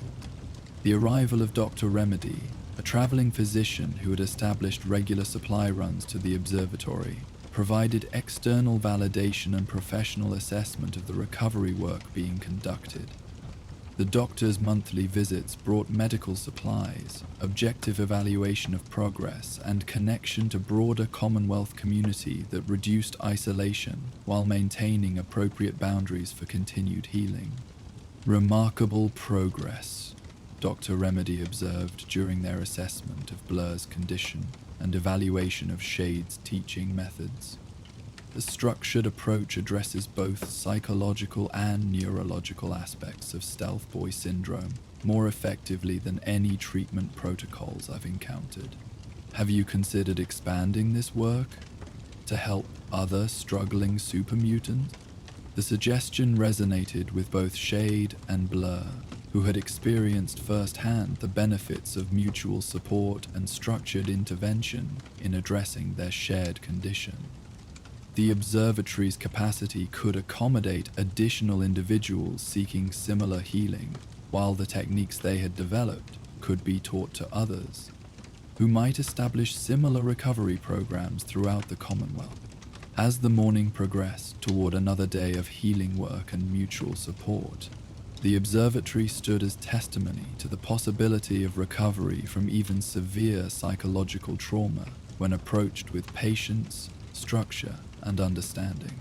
Shade and Blur continued their collaborative journey towards stability, their shared experience creating foundation for expanded healing work that might eventually help others struggling with similar challenges. The Commonwealth stretched out below their hilltop sanctuary, vast landscape that contained both dangers and opportunities for those seeking to rebuild meaningful lives from the fragments of their transformed existence. Within the observatory's structured environment, 2 Nightkin had found methods for managing their condition while creating supportive community that enhanced rather than threatened individual recovery. Meanwhile, in a partially restored library where afternoon sunlight streamed through tall windows, another Nightkin moved quietly between towering shelves, their massive frame becoming invisible as they worked to maintain and organize a collection that served as sanctuary for learning and quiet contemplation. Join us for the Night Librarian. The The Commonwealth evening settled with gentle majesty over the partially restored Lexington Public Library, its neoclassical facade weathered but dignified after centuries of enduring the wasteland's harsh conditions. Tall windows that had once welcomed natural light for daytime readers now reflected the amber glow of carefully maintained interior illumination, creating warm pools of radiance that beckoned to anyone seeking knowledge or sanctuary from the endless uncertainties of post-war existence. Within these hallowed spaces, Lexicon moved with the reverent precision of someone tending humanity's most precious treasures. Their massive Nightkin frame navigated between towering shelves with surprising grace, each step calculated to avoid disturbing the carefully organized collections that filled every available surface. The transformation from abandoned ruin to functioning library had required months of patient restoration work, but the results justified every hour spent repairing damaged fixtures, organizing scattered volumes, and creating an environment where learning could flourish despite the wasteland's constant threats. The evening routine began, as always, with the systematic checking of environmental conditions that preserved the delicate paper and binding materials comprising the library's collections. Humidity levels required careful monitoring to prevent both desiccation that might cause pages to become brittle and excessive moisture that could promote mold growth capable of destroying entire sections within weeks. Temperature fluctuations needed management through strategic opening and closing of window sections, creating air circulation that prevented stagnation while avoiding dramatic changes that might cause materials to expand and contract destructively. Lexicon had developed expertise in preservation techniques that would have impressed pre-war librarians, driven by profound respect for the knowledge these books contained, and determination to maintain access for the settlement's residents who had come to rely on this resource. Each volume received individual attention during regular inspections, pages examined for signs of insect damage, bindings checked for loosening that might require repair, covers assessed for wear patterns that indicated heavy use requiring protective measures. The children's section demanded particular care due to both the fragility of many picture books and the enthusiasm with which young readers approached their borrowed treasures.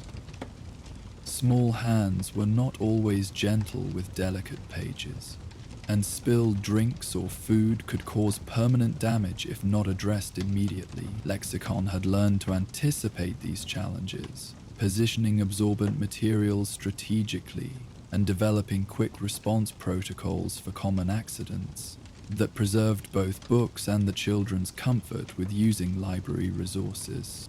Moving through the reference section with practiced efficiency, Lexicon continued their nightly maintenance routine by updating the card catalog system they had painstakingly reconstructed from surviving fragments and careful observation of the collection's organization. Each book required proper cataloging to ensure easy location by readers seeking specific information, but the system also served Lexicon's own need for structured mental activity that provided stability and purpose during the long evening hours when most settlement residents had retired to their homes.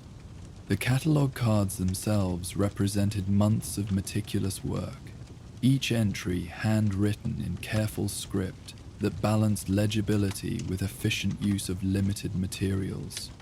Author names, titles, subject classifications, and location codes created a comprehensive reference system that transformed scattered volumes into organized knowledge resource. The physical act of writing provided meditative focus that helped maintain mental coherence while creating practical tools that served the library's users. Working by the soft illumination of carefully maintained reading lamps, Lexicon approached each cataloging task with the reverence appropriate to handling irreplaceable artifacts of human knowledge. Fiction sections required different organizational approaches than technical manuals. Children's books demanded systems that young readers could navigate independently, and reference materials needed arrangements that supported efficient research rather than casual browsing. Each decision reflected deep consideration of how the library could best serve its community while preserving precious resources for future generations. The settlement had grown around the library over several years, residents drawn by both the security of the restored building and the unprecedented access to preserved knowledge. Families with children particularly valued the educational opportunities, while adults appreciated reference materials that supported practical projects, ranging from agricultural planning to mechanical repairs. The library had become central to community life in ways that transcended simple book borrowing, serving as meeting place, educational center, and symbol of civilization's endurance despite catastrophic disruption. From their invisible vantage point during evening hours, Lexicon observed the various ways residents interacted with library resources. Teacher, the settlement's appointed educator, arrived each morning with groups of children whose excitement about story time created joyful energy that filled reading areas with laughter and animated discussion. Scholar, the adult instructor, spent hours researching historical texts that supported lessons about pre-war technology and social organization. Individual residents browsed collections seeking information about specific interests or practical needs, their satisfaction with successful searches providing deep gratification to their invisible librarian. The mystery surrounding the library's remarkable organization and maintenance had become local folklore, with residents developing elaborate theories about their book fairy, who seemed to anticipate their needs with uncanny accuracy. Books appeared precisely where needed, damaged volumes mysteriously underwent expert repair, and the collection expanded through acquisitions that addressed specific gaps residents had mentioned in casual conversation. Rather than feeling threatened by this supernatural assistance, the community had embraced their mysterious benefactor with gratitude and affection.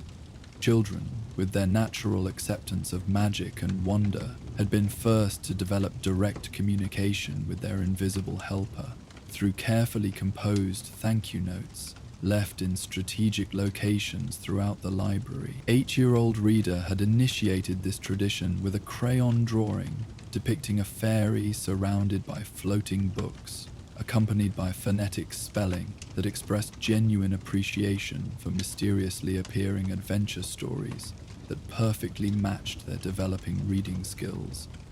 The emotional impact of Reader's first note had surprised Lexicon with its intensity, triggering responses they had not experienced since their transformation years earlier. Recognition, gratitude, acknowledgement of service. These simple expressions of appreciation carried weight that formal ceremonies could never achieve. For someone who had existed in invisible isolation, such direct confirmation of valued contribution felt like restoration of fundamental human connection. Lexicon's response had been carefully considered, balancing desire for continued anonymity with need to acknowledge Reader's gesture appropriately. A collection of fairy tales, beautifully illustrated and perfectly matched to Reader's current skill level, appeared in their favorite reading nook, along with a simple card expressing appreciation for their kind words. The books had been selected not just for entertainment value, but for their themes of courage, kindness, and the importance of helping others. Messages that seemed appropriate for someone learning to navigate the complexities of post-war existence. Other children quickly adopted Reader's innovation, creating an ongoing correspondence between the settlement's young residents and their mysterious library guardian. Notes written in careful penmanship requested specific types of stories, asked questions about favorite characters, and shared enthusiasm about books that had been particularly enjoyed. Each communication demonstrated growing literacy skills and developing personalities, providing lexicon with insight into individual needs and preferences that informed future book selections. The correspondence system evolved into a sophisticated communication network that extended beyond simple book requests to include observations about library conditions, suggestions for organizational improvements, and expressions of concern when their fairy seemed to be working too hard. Children noticed details that adults missed: dusty shelves that needed attention, loose pages that required repair, areas where better lighting would improve reading conditions. Their input proved invaluable for maintaining library standards while creating a sense of shared ownership that enhanced community investment in preserving this precious resource. As weeks progressed into months, the notes grew more sophisticated and personal, with children sharing stories about their own lives, describing family situations that influenced their reading preferences, and expressing hopes for the future that reflected both innocence and awareness of their challenging circumstances. Readers' communications revealed a thoughtful personality, grappling with questions about fairness, justice, and the possibility of creating a better world through individual action. Other children contributed their own perspectives, creating rich dialogue about values, relationships, and responsibilities that helped lexicon understand the community they served. Scholar, the settlement's adult educator, had begun noticing patterns in library organization and maintenance that suggested systematic intelligence rather than random beneficial fortune. Books appeared not just where needed, but arranged in sequences that supported progressive learning. Damaged materials received repairs that demonstrated expert knowledge of preservation techniques, and new acquisitions filled gaps that aligned perfectly with curriculum planning for adult education programs. The efficiency and appropriateness of these interventions suggested someone with deep understanding of educational theory and practical teaching experience. Rather than investigating these mysteries with suspicion, Scholar approached them with curiosity and respect, recognizing that their settlement had received remarkable gift regardless of its source. Late evening visits to the library revealed subtle signs of ongoing maintenance work: freshly dusted shelves, reorganized sections, repaired equipment that had been damaged during daily use. The quality of this work indicated someone with genuine expertise and profound commitment to maintaining library standards that honored both the books themselves and the people who relied on them.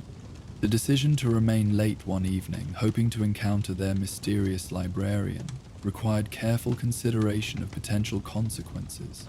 Discovery might end the beneficial arrangement that had transformed scattered books into functional knowledge resource, but it might also provide opportunity for more direct collaboration that could enhance library services while reducing the burden on someone who had been working in isolation. Scholar's approach reflected both gratitude for services received and desire to offer support for continued efforts.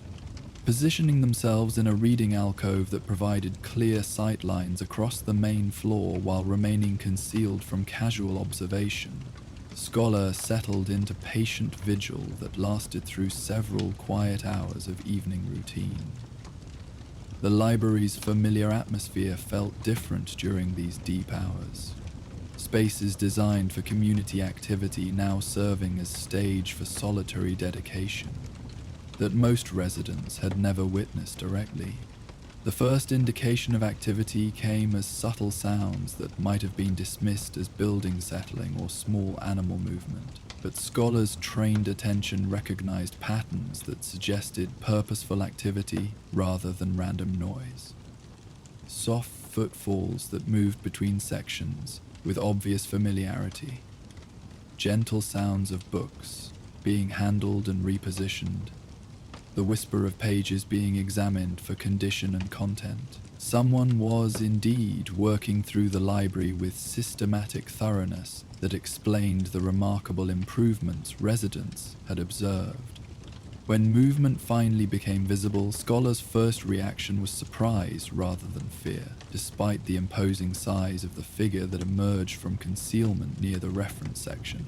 The blue-tinted skin that marked Nightkin transformation was unmistakable, but the gentle precision with which their massive frame navigated between delicate furnishings suggested someone accustomed to working carefully among fragile objects. Most striking was the obvious reverence with which they handled each book, treating even damaged volumes with respect that honored their content and potential value to readers. Scholars' decision to speak required overcoming natural wariness about approaching supermutants, but their observations suggested someone whose dedication to library service transcended species differences or physical appearances. "Thank you," they said quietly, voice carrying across the evening stillness with genuine warmth rather than challenge or demand. "The settlement owes you profound gratitude for everything you've done to maintain this resource. Would you be willing to talk?" The massive figure froze at the unexpected voice, clearly weighing options that ranged from immediate concealment to continued visibility. Their response, when it finally came, carried the uncertainty of someone unaccustomed to direct human interaction, combined with obvious intelligence and communication skills that suggested education and social experience from their pre-transformation life.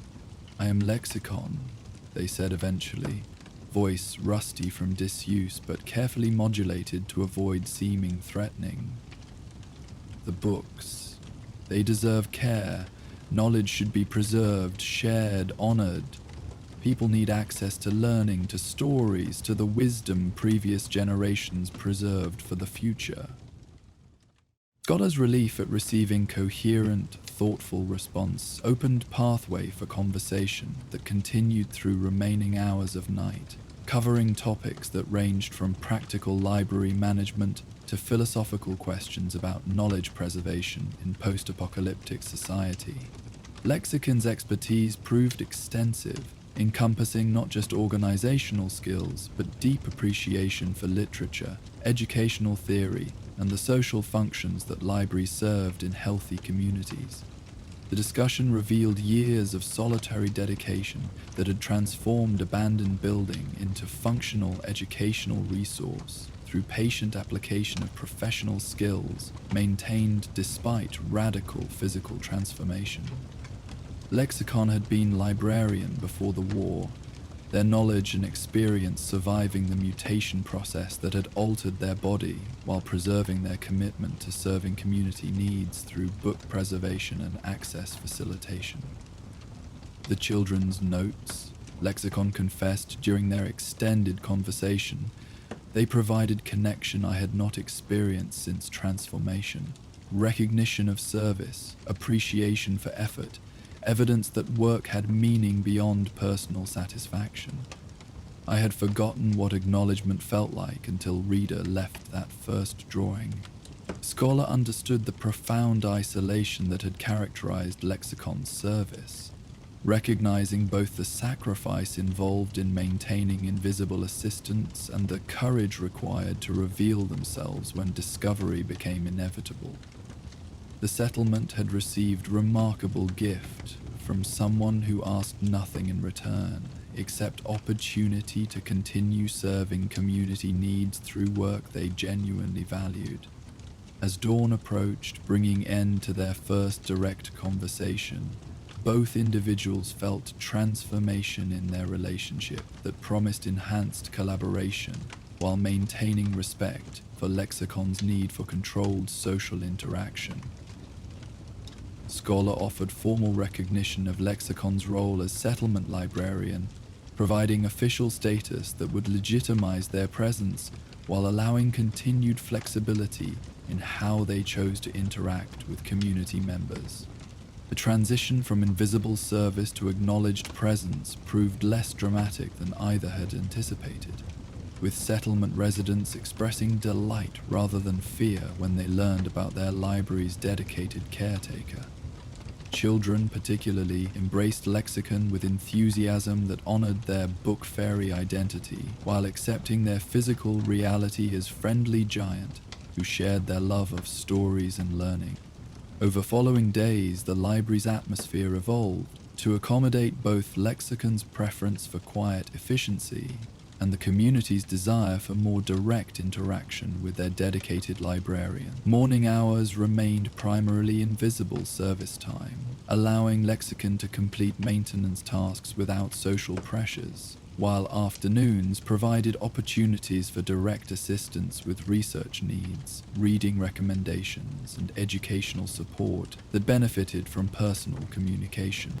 The Children's Story Hour expanded to include lexicon's participation as reader, whose dramatic presentation skills brought characters to life through vocal variety and expressive gestures that captivated young audiences. Their massive size, which might have seemed threatening in other contexts, became advantage for storytelling that transformed library spaces into theatrical venues, where imagination could flourish through shared narrative experience.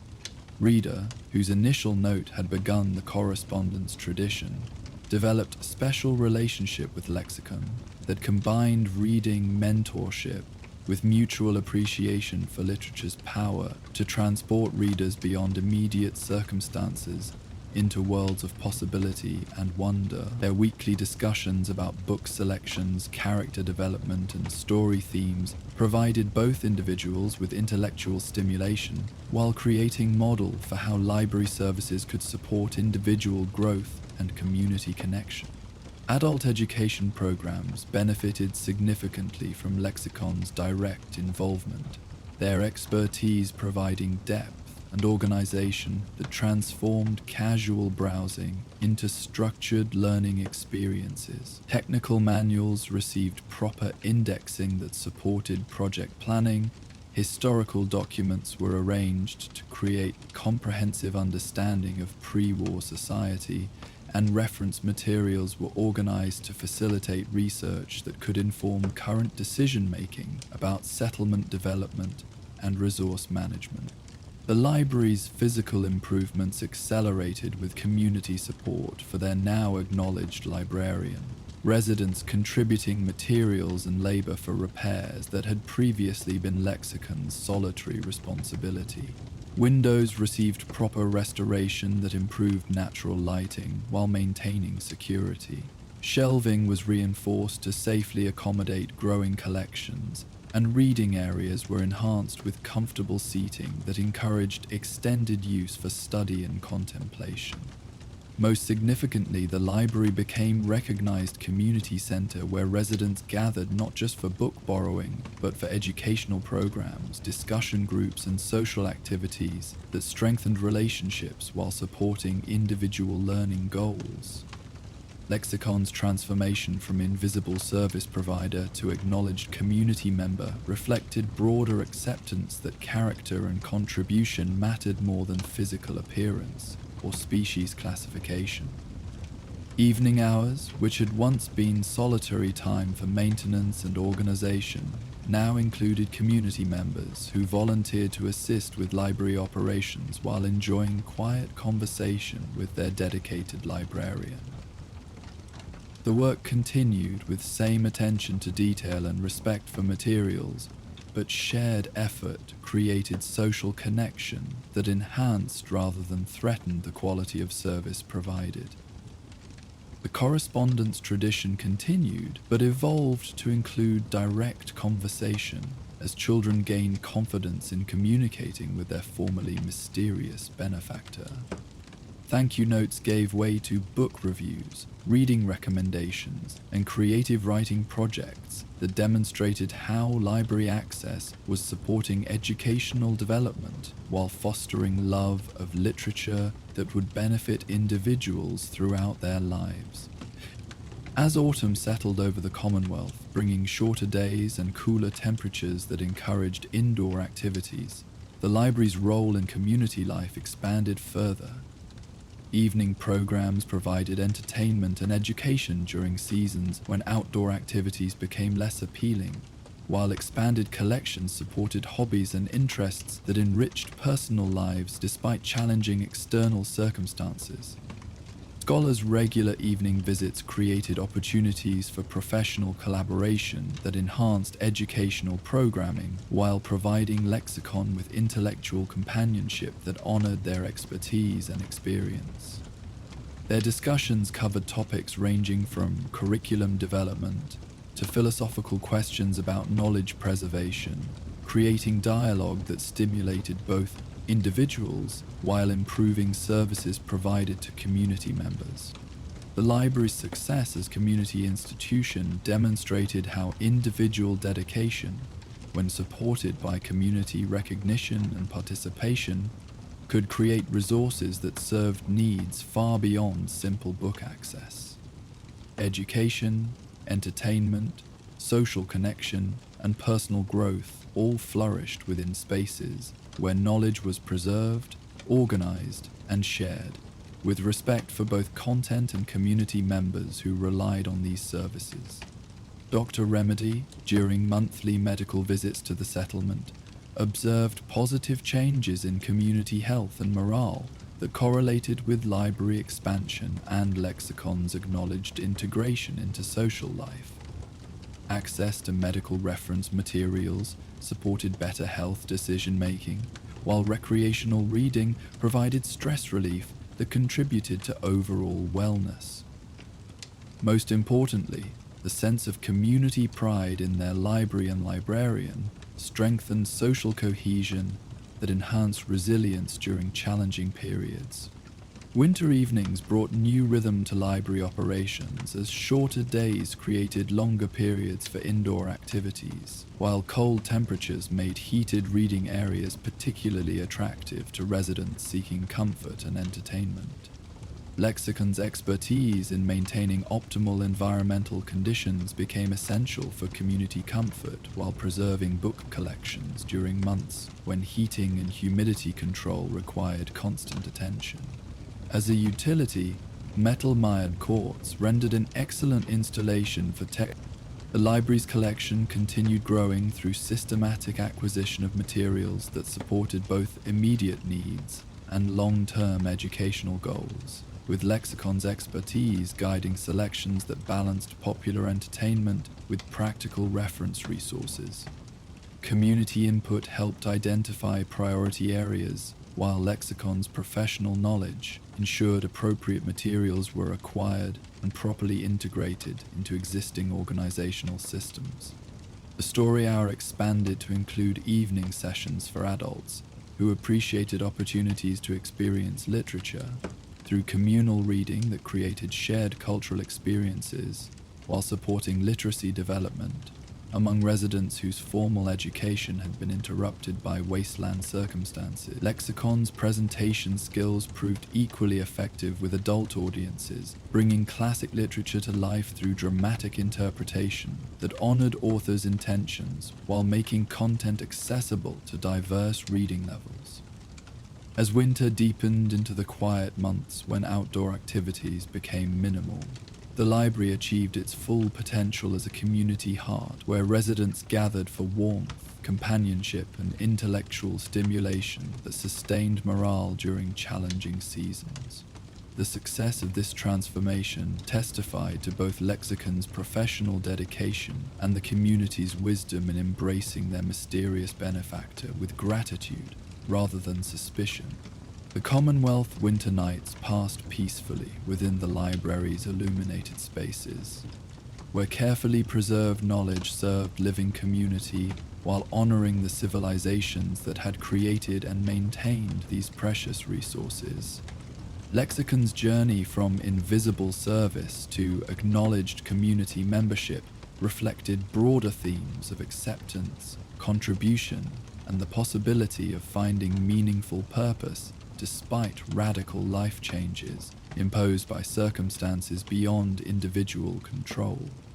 Spring would bring renewed activity and opportunities for library expansion but winter's quiet months provided foundation to stability and community integration that would support continued growth and development. The partnership between dedicated librarian and grateful community had created something neither could achieve alone, a functioning educational institution that served immediate needs while preserving knowledge for future generations who would inherit both the books and the tradition of learning they represented. Thanks for wandering the wasteland with me tonight. If these stories helped you relax, don't forget to like, subscribe, and share your thoughts in the comments. For uninterrupted sleep, these videos play straight through without ads, letting the sounds of the wasteland guide you all night long.